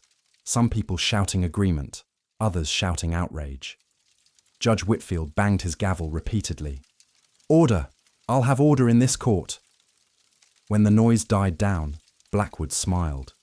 "No further questions, Your Honor. The boy has made his position clear. He's been influenced by abolitionist thinking, by living with slaves, by a lack of proper white supervision.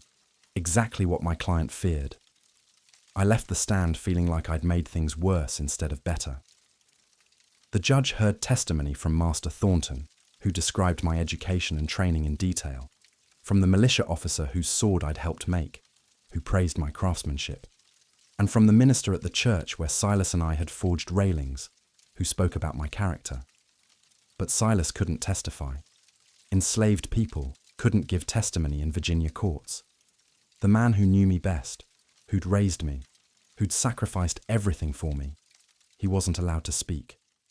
Finally, Judge Whitfield said, "I've heard enough. I'll issue my ruling now." My heart pounded. This case presents a conflict between two important principles: parental rights and contract law. Both carry weight in Virginia jurisprudence. However, when these principles conflict, the law is clear. Parental rights are paramount. A father's natural authority over his son is not easily severed. No. Please no. Mr. Whitmore sold his son's indenture under extreme financial duress. While the contract itself was legal, the circumstances suggest that Mr. Whitmore's consent was not freely given. Furthermore, Mr. Whitmore has demonstrated that he has reformed his life and his circumstances. He is now financially stable and capable of providing for his son.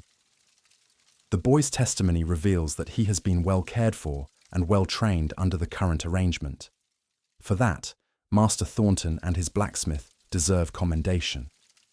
However, the boy's testimony also reveals dangerous thinking, a rejection of proper social hierarchy, an attachment to slaves as if they were equals, and explicitly stated disrespect for Virginia law. Oh God, my own words were being used against me. This is precisely the concern Mr. Whitmore raised, that his son is being raised in an environment that blurs proper racial and social boundaries. A white boy should not be raised by slaves. A white boy should not view slaves as father figures. This arrangement, however well-intentioned, is fundamentally improper and has resulted in the boy developing attitudes that are incompatible with his station in society. Therefore, I rule in favor of Charles Whitmore. The indenture contract is nullified. Edward Whitmore is to be returned to his father's custody immediately. The courtroom exploded in noise. Some people were cheering. Others were shouting protests. I couldn't hear any of it over the ringing in my ears. I'd lost. I looked back at Silas. His face was stricken, devastated. 9 years of raising me, 9 years of sacrifice, and I was being taken away. Preston was on his feet. "Your Honor, we request time to prepare an appeal." Denied. This is not a criminal matter requiring automatic appeal rights. My ruling stands. Mr. Whitmore, you may take custody of your son immediately. My father was standing, looking triumphant. He walked toward me. "Come along, Edward. We're leaving for New Orleans tomorrow." "No." "Excuse me?" I said no. "I'm not going with you." My father looked at Judge Whitfield. "Your Honor, the boy is defying your direct order." "Edward," the judge said sternly, "I have ruled that your father has legal custody. You will go with him." "That's not optional." "Then arrest me, jail me, do whatever you want. But I'm not going to New Orleans with a man I don't know to live a life I don't want." "Edward," Master Thornton said urgently, appearing at my side, "don't do this. You'll only make things worse." "How can they get worse? He's already taking everything from me." My father grabbed my arm. "Enough of this childish rebellion. You're coming with me now." I jerked my arm away. "Don't touch me. Boy, I'm your father. You're a man who sold me. That's all you are. Silas is my father. He's the one who raised me, who taught me everything, who gave up his freedom for me. I'm not leaving him." Judge Whitfield banged his gavel. Bailiff, restrain the boy if necessary. Mr. Whitmore, you have custody. Take your son. The bailiff moved toward me, a large man, armed, with the full authority of Virginia law behind him. Silas pushed through the crowd from the back of the courtroom. Edward, he said quietly. Stop. Silas, I can't. Yes, you can. He put his hands on my shoulders, the way he'd done 1,000 times over 9 years.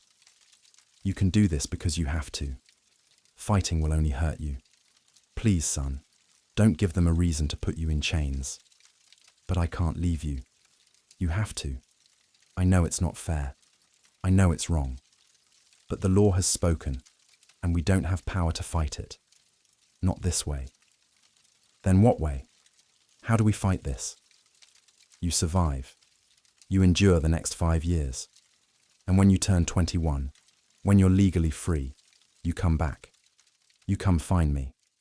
We'll figure things out then. 5 years. You'll be 54. What if Master Thornton sells you? What if you die? What if I never see you again? Then you remember me. Remember everything I taught you. Honor my sacrifice by living a good life.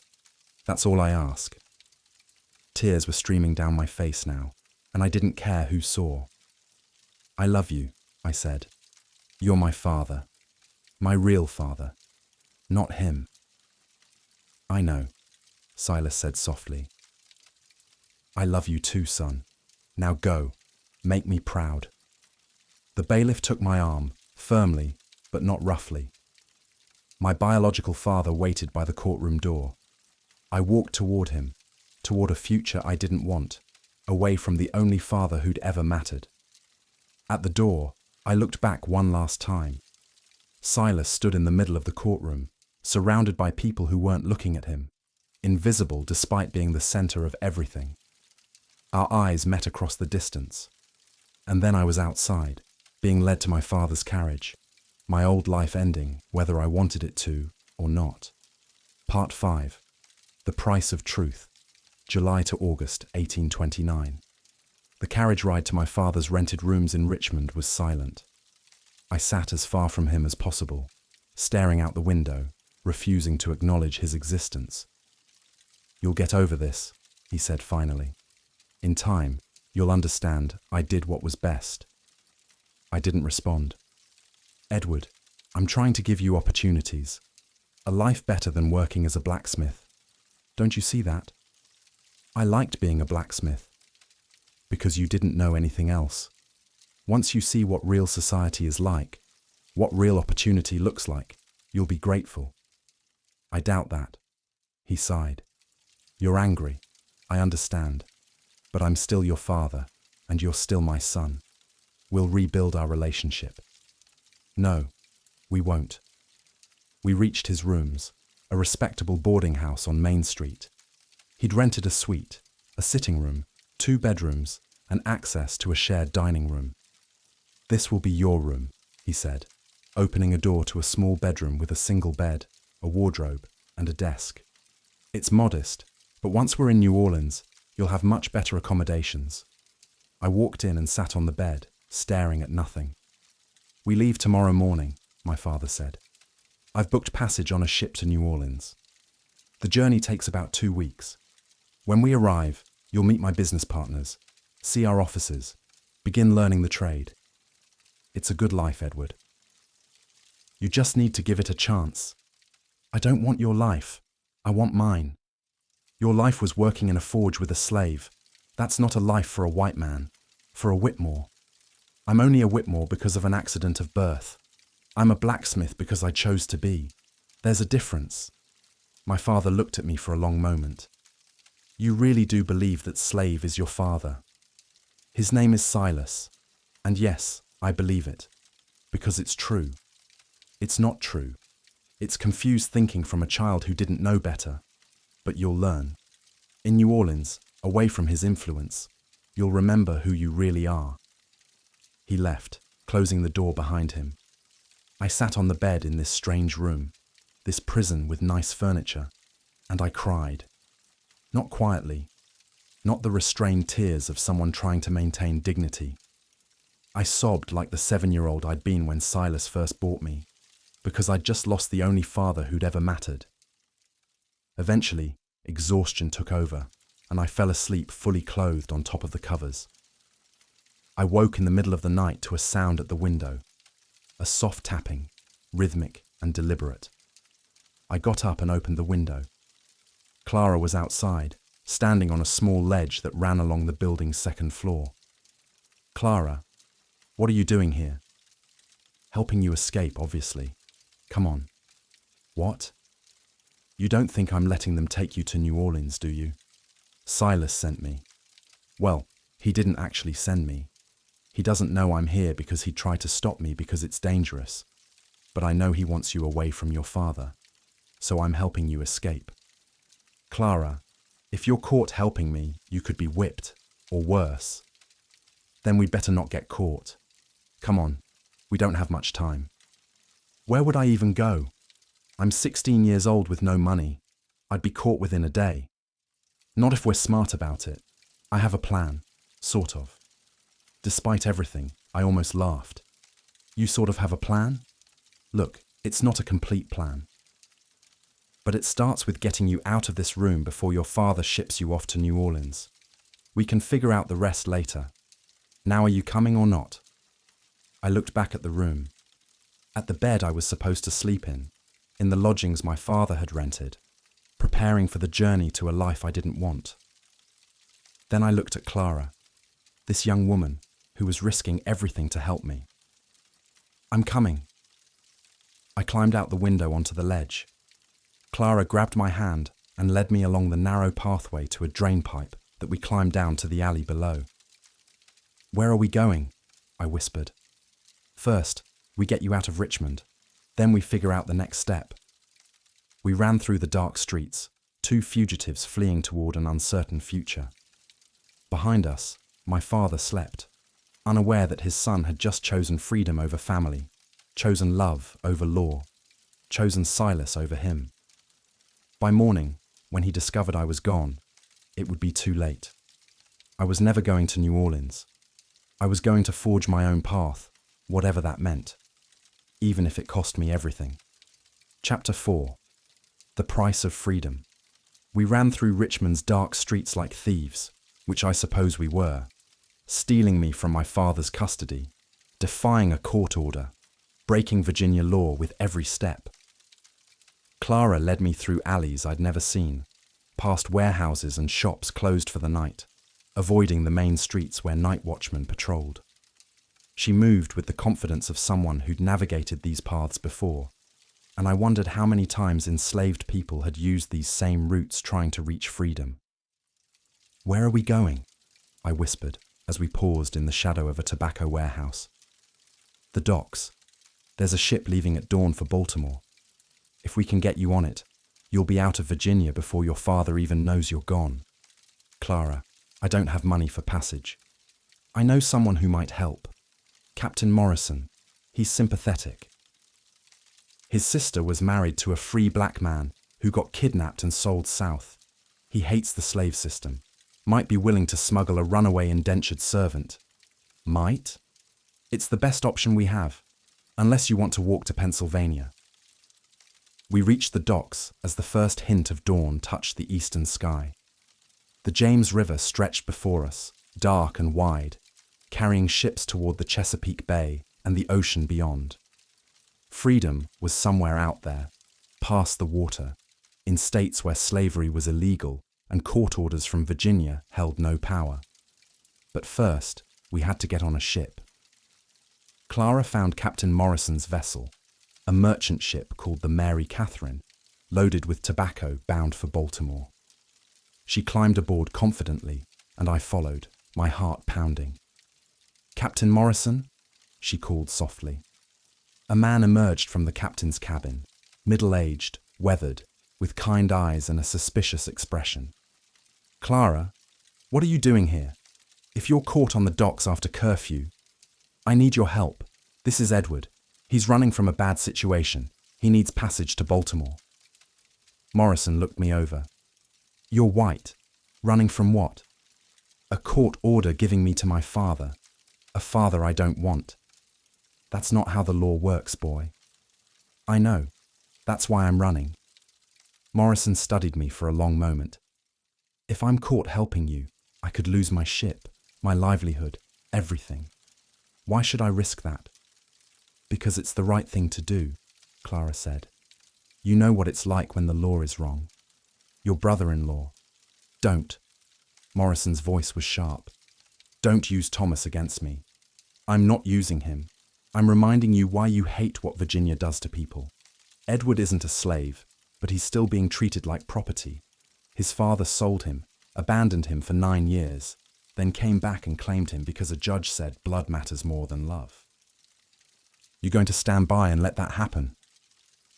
Morrison was quiet for a long moment, looking between us. Then he sighed. Baltimore. That's all I can offer. Once we dock, you're on your own. That's enough, I said. Thank you. Don't thank me yet. You'll be hiding in the cargo hold for 2 days. It's dark, cramped, and smells like tobacco. You'll have minimal food and water. And if the harbour master inspects the cargo and finds you, we're all in trouble. I'll risk it. Then get below. Now. Dawn's coming and my crew will be arriving soon. Clara grabbed my arm before I could go below. Edward, once you're in Baltimore, you need to disappear. Change your name. Find work somewhere your father won't think to look. Don't try to come back to Virginia. I have to come back. For Silas. Not for at least 5 years. Not until you're 21, and your father has no legal claim on you. Promise me you'll wait. Clara. Promise me, Edward. Silas sacrificed everything for you. Don't waste that by getting caught and dragged back. She was right. I knew she was right. I promise. 5 years. When I turn 21, I'll come back for him. Good. She hugged me quickly. Now go. And Edward, make it count. Whatever life you build, make it worth what Silas gave up. I climbed down into the cargo hold as the first light of dawn broke over Richmond. Part 1. Baltimore, August 1829. The 2-day journey to Baltimore was exactly as miserable as Captain Morrison had promised. I hid among crates of tobacco, breathing stale air thick with the smell of dried leaves, listening to the crew moving above, terrified that every footstep meant discovery. Morrison smuggled me food and water twice a day, hardtack and small beer, barely enough to survive on, and warned me that harbour master inspections were random but thorough. If they find you, I'll claim you stowed away without my knowledge. You'll be arrested and sent back to Virginia. I'll deny everything.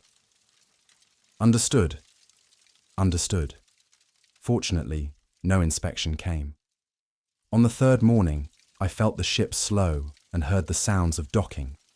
Baltimore, Maryland, a border state that still had slavery, but was far enough from Virginia that my father's reach was limited.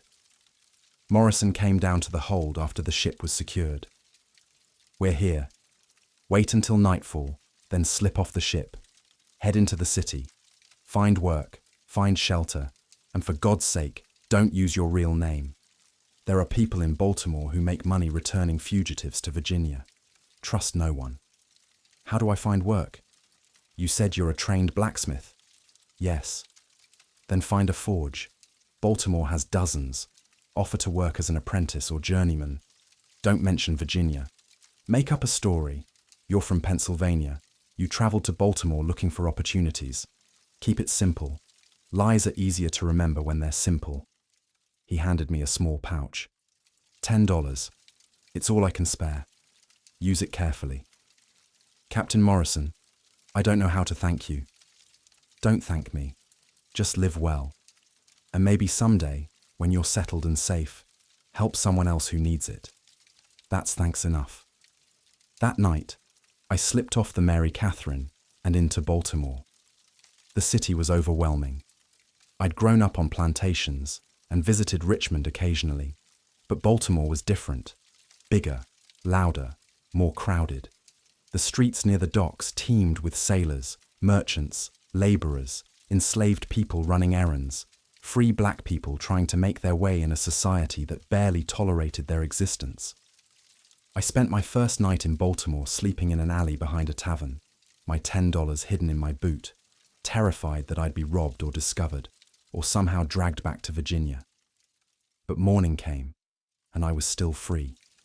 I spent the next 2 days wandering the city, learning its layout, figuring out where the forges were. There were indeed dozens. Baltimore was a growing industrial city that needed metal workers. I settled on a medium-sized forge in Fells Point, run by a German immigrant named Klaus Weber. He was working alone when I approached, hammering a horseshoe with methodical precision. "Excuse me, sir, I'm looking for work." He looked up, wiping sweat from his forehead. "You have forge experience?" "Yes, sir, 9 years. I can make tools, horseshoes, decorative ironwork, basic weapons. I can read and write, do mathematics, keep accounts if needed." Weber studied me skeptically. 9 years? How old are you?" 16. I started young." "Where'd you learn?" This was the moment, the lie that would either save me or expose me. "Pennsylvania, small town outside Philadelphia. My uncle was a blacksmith, taught me the trade. He died last year, and I came to Baltimore looking for work." "Pennsylvania, eh? You don't sound like you're from Pennsylvania." My heart raced.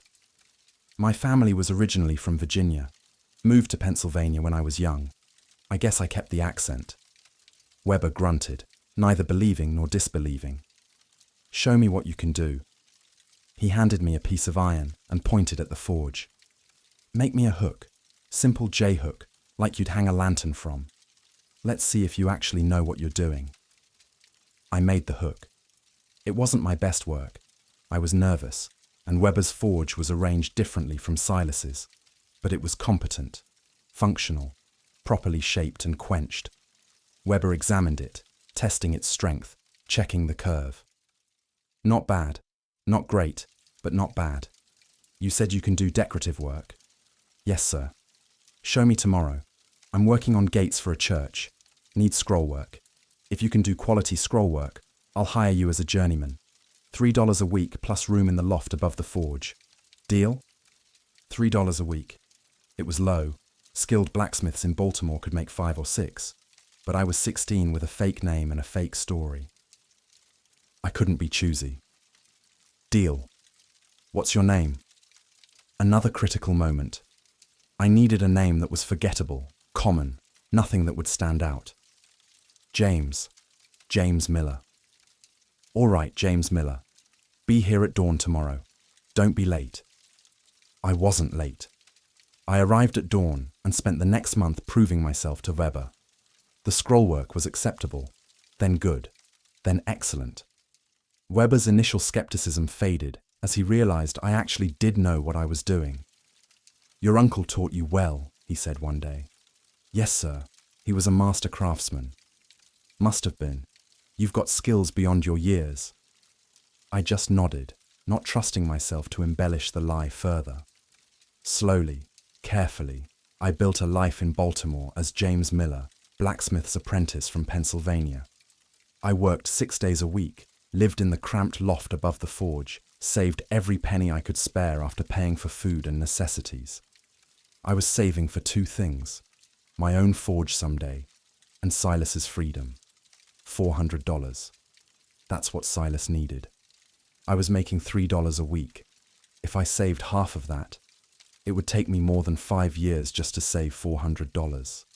And that didn't account for the fact that enslaved people often appreciated in value as they aged and gained skills.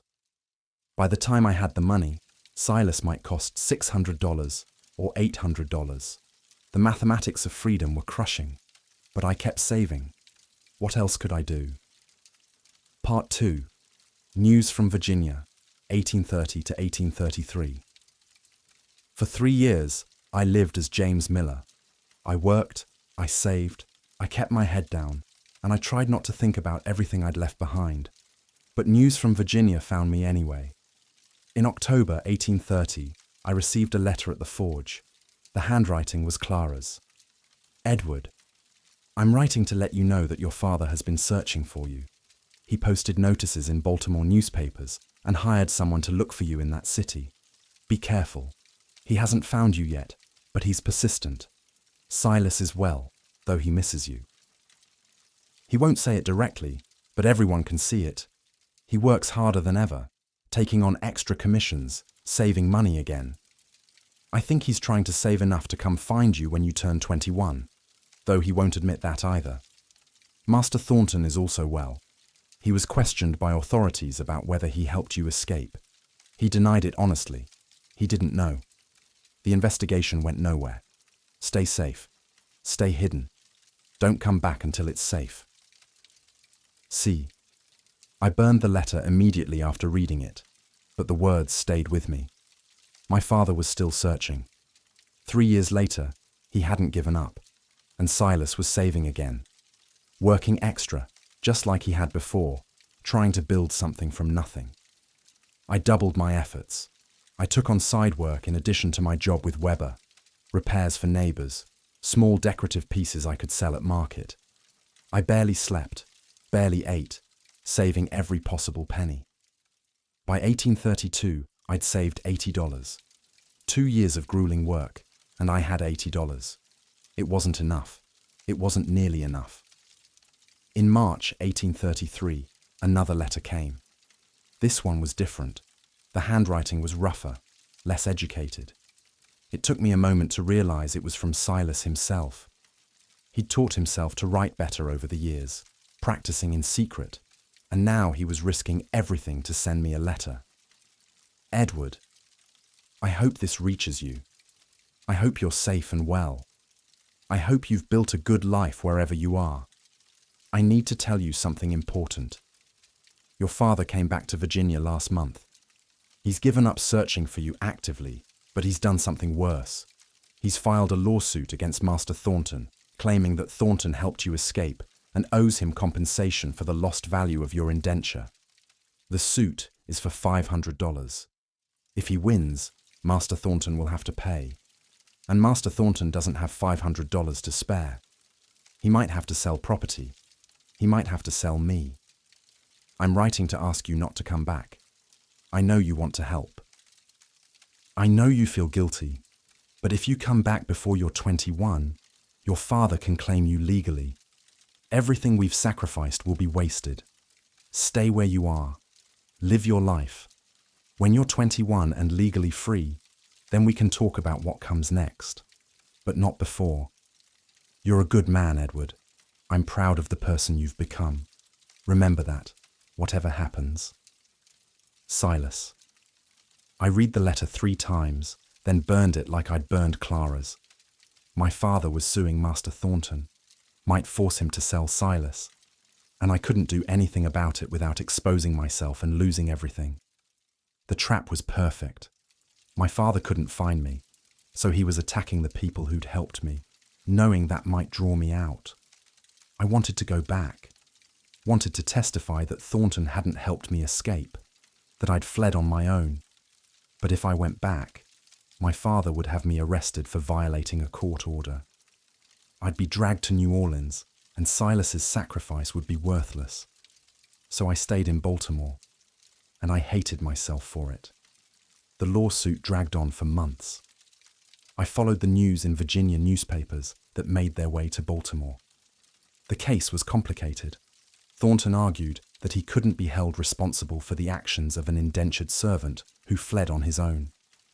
My father argued that Thornton had been negligent in his supervision. In November 1833, the court ruled in Thornton's favour.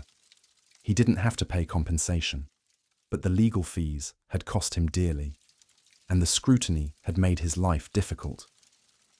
I received one more letter from Clara. Master Thornton had to sell 3 people to pay his legal bills. Silas wasn't one of them, but it was close. He's safe for now, but the whole situation has made Master Thornton wary. He's talking about simplifying his operations, selling off extra people. Silas might be considered extra if the forge work slows down. You need to make more money faster. I don't know how, but you need to figure it out. Time isn't on our side. She was right. At my current rate of saving, I'd have $400 in another 8 or 9 years, when I'd be 24 or 25. Silas would be 58, if he lived that long, if he wasn't sold before then. I needed a different plan. Part 3.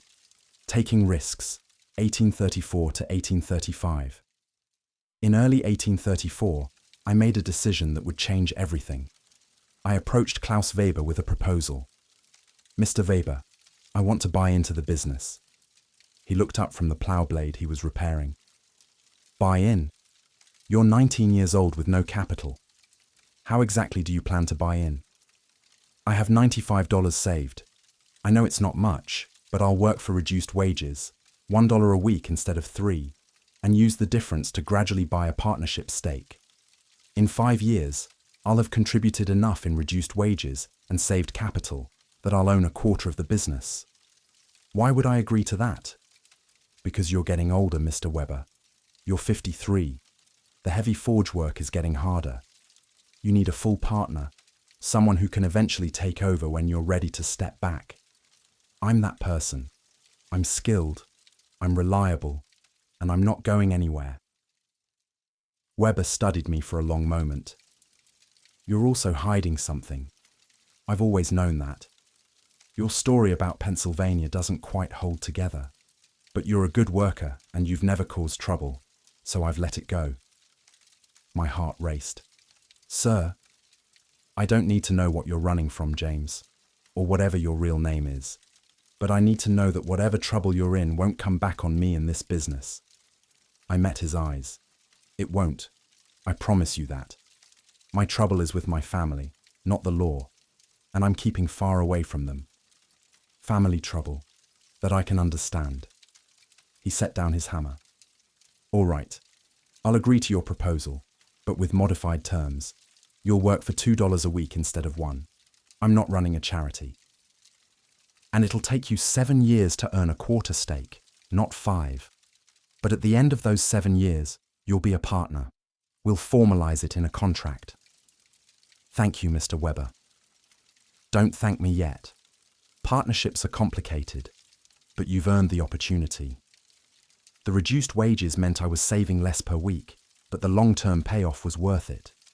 As a partner in a Baltimore forge, I'd eventually earn much more than $3 a week, but eventually wasn't fast enough to help Silas. So I took on more side work, much more.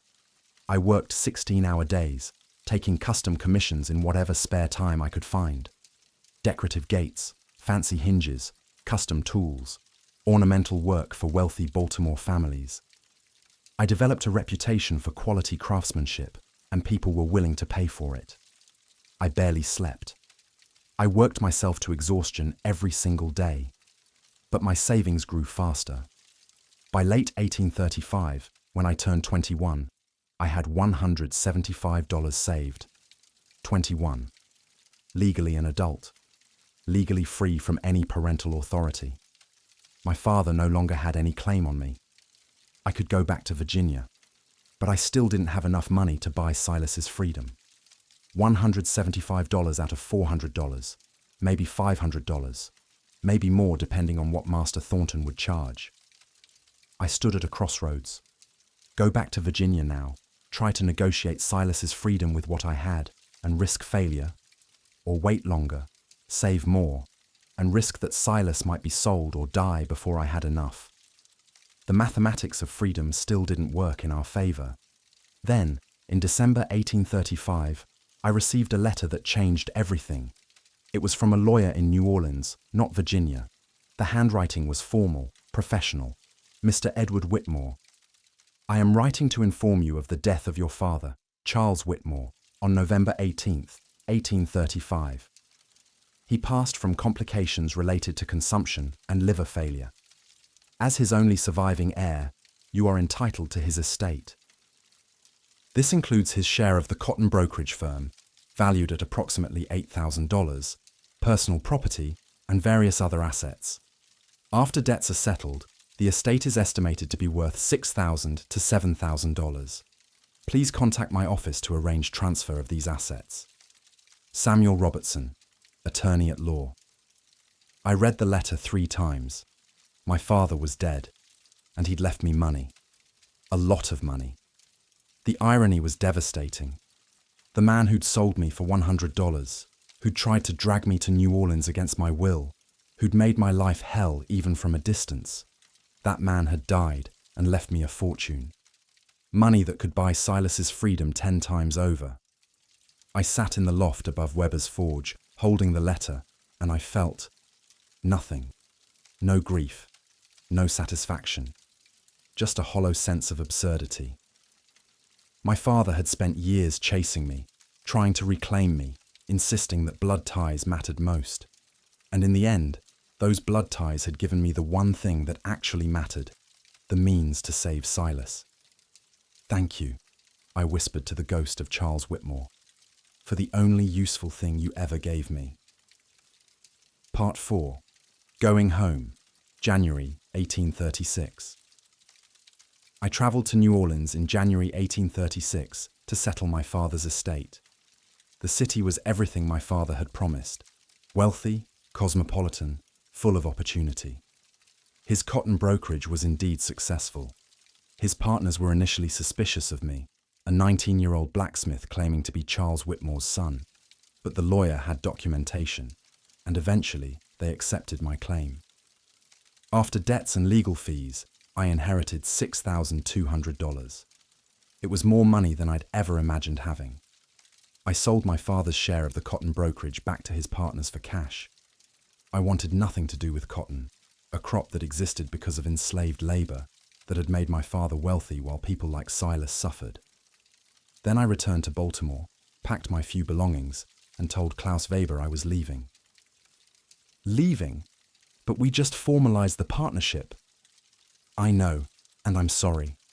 Something's come up, family business I need to handle. I'll honor the contract if you insist, but I'm asking you to release me from it. Weber studied me. This is about whatever you've been running from, isn't it? It's about someone I've been trying to save. He nodded slowly. Family trouble, like you said. All right, James Miller, or whoever you really are, I release you from the contract. But I'll miss your work. Thank you, Mr. Weber, for everything. In February 1836, 7 years after I'd fled Richmond, I returned to Virginia. I was 21 years old, legally free, and I had $6,000 in a bank draft, enough to buy Silas's freedom 3 times over, enough to set us both up in business anywhere we wanted to go. I hired a carriage to take me to Thornton Plantation. The journey felt surreal, retracing the path I'd travelled as a terrified 7-year-old, and again as a 16-year-old fleeing my father's custody. But this time, I was coming back on my own terms. The plantation looked exactly as I remembered. The main house, the quarters, the fields, the forge with its stone chimney rising above the other buildings. The forge where Silas had spent 25 years working, where he'd taught me everything that mattered. I walked toward it, my heart pounding. The forge fire was burning. Someone was working inside. I stepped through the doorway. Silas was at the anvil, his back to me, hammering a piece of iron with the same rhythmic precision I remembered. He was 52 now, his hair mostly grey, his movements perhaps slightly slower than they'd been 9 years ago. But he was still Silas, still my father in every way that mattered. Silas, I said quietly. He froze. The hammer stopped mid-swing. He turned around slowly, like he was afraid if he moved too quickly, the vision would disappear. Edward. Hello, Silas. For a moment, we just stared at each other across the forge. 9 years of separation, of letters, of longing, collapsed into this single moment. Then Silas dropped his hammer and crossed the forge in 3 strides, pulling me into a hug that nearly cracked my ribs. You came back, he said, his voice thick. I told you not to, but you came back. I'm 21 now. My father can't touch me. And I have money, Silas. Enough to buy your freedom. He pulled back, holding me at arm's length, studying my face like he was memorizing it. How? How do you have that kind of money? My father died, left me his estate. I know, the irony isn't lost on me, but I have $6,000. Master Thornton can name his price. Whatever he wants for you, I'll pay it. Edward. Silas's voice broke. Do you know what you're saying? I'm saying we're going to finish what you started 17 years ago. You spent your freedom money to save me. Now I'm using my inheritance to save you. Fair trade. That's not a fair trade. You don't owe me. I owe you everything. And more importantly, I love you. You're my father, Silas. The only father I've ever had. I'm not leaving here without you. Silas pulled me into another hug, and this time I felt his shoulders shaking. The man who'd spent 52 years enslaved, who'd given up his one chance at freedom for a frightened child, who'd endured everything with dignity and strength, that man was crying. We need to talk to Master Thornton, I said, when we finally pulled apart. Right now, before anything changes.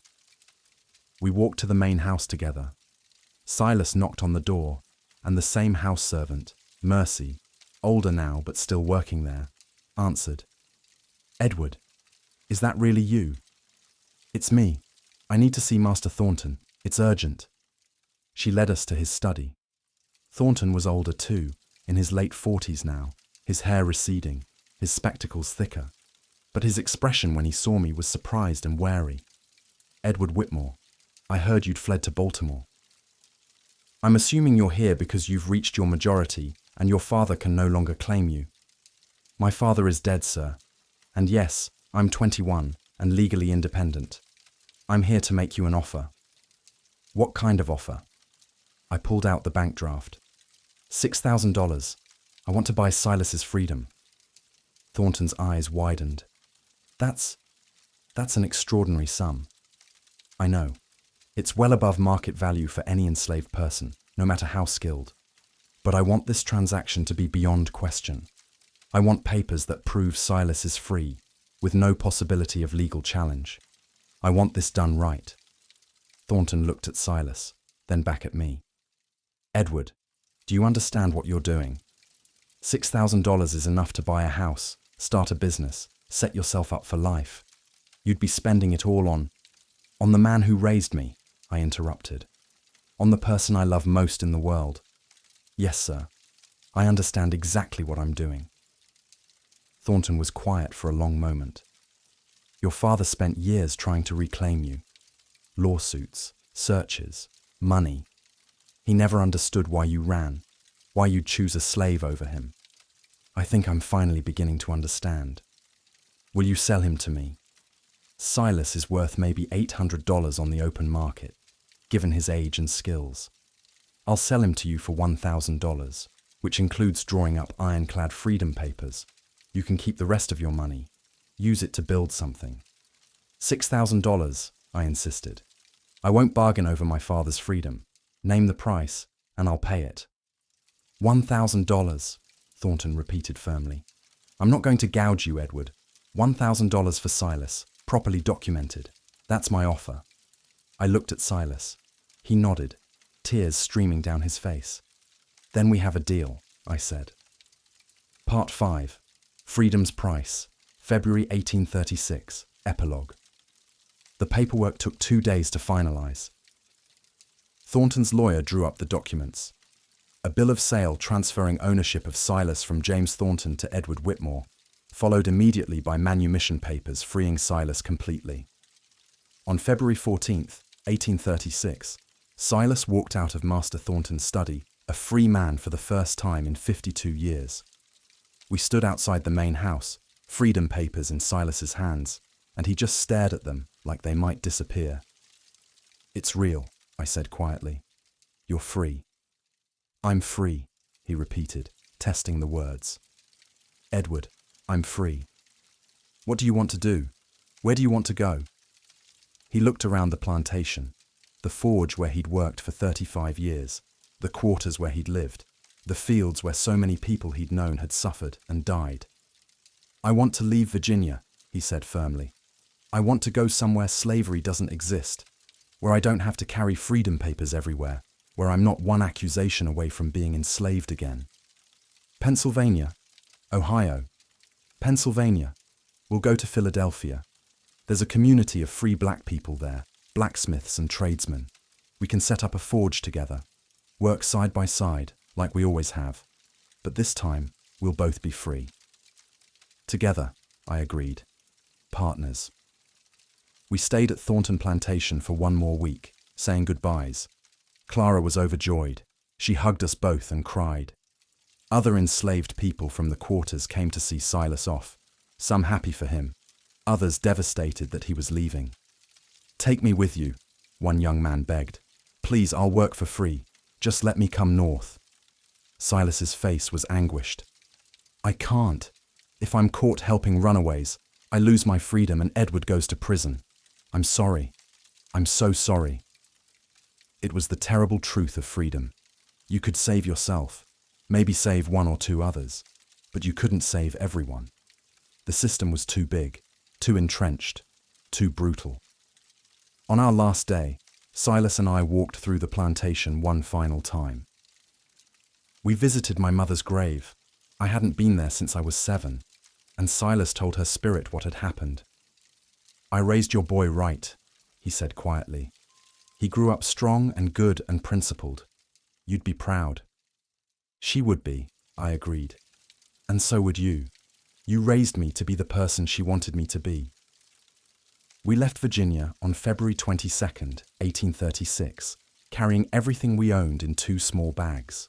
We took a ship to Baltimore, then overland to Philadelphia.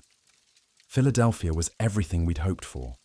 A city with a thriving free black community, with opportunities for skilled tradesmen, with abolitionist societies working to end slavery.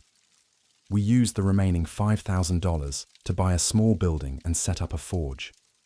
The sign above the door read, "Whitmore and Silas, blacksmiths." I'd wanted to put Whitmore and Son, but Silas insisted we were partners now, equals, and the sign should reflect that. We worked together for the next 20 years, building a business, building a life, building something that mattered. Silas never married. He said he was too old and set in his ways. But I did. I married a Philadelphia woman named Ruth, named after the enslaved woman who'd cared for me at Whitmore Plantation, though this Ruth was freeborn. We had 3 children. Silas was grandfather to them all. He taught them blacksmithing, the way he'd taught me. He taught them to be principled, to stand up for what's right, to value people over property. And every year, on April 14th, the anniversary of the day he'd bought me at auction, we'd close the forge and spend the day together. We'd talk about the past, about the choices we'd made, about the strange path that had brought us both to freedom. "Do you ever regret it?" I asked him once, when he was in his 70s. "Spending your freedom money on me. You lost 17 years of freedom because of that choice." He smiled, his face lined with age, but his eyes still sharp. "Edward, I was enslaved for 52 years. Those last 17 were the best of them, because I had you, because I was building something that mattered.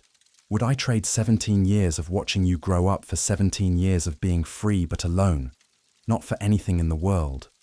But still, no but still, I made my choice with full knowledge. I'd make it again today. You were worth it. You are worth it." Silas died in 1855, at age 71, having lived 19 years as a free man. We buried him in a Philadelphia cemetery, under a headstone that read, "Silas born enslaved, died free blacksmith, teacher, father." He sacrificed his freedom so others could find theirs. I stood at his grave with my wife and children, and I thought about everything he'd given me. Not just his freedom money, not just his teaching, but his example. The example of a man who chose love over self-interest, who chose principle over comfort, who chose to save a child even when it cost him everything. That's the inheritance that mattered. Not the $6,000 from my biological father, but the lessons from the man who actually raised me.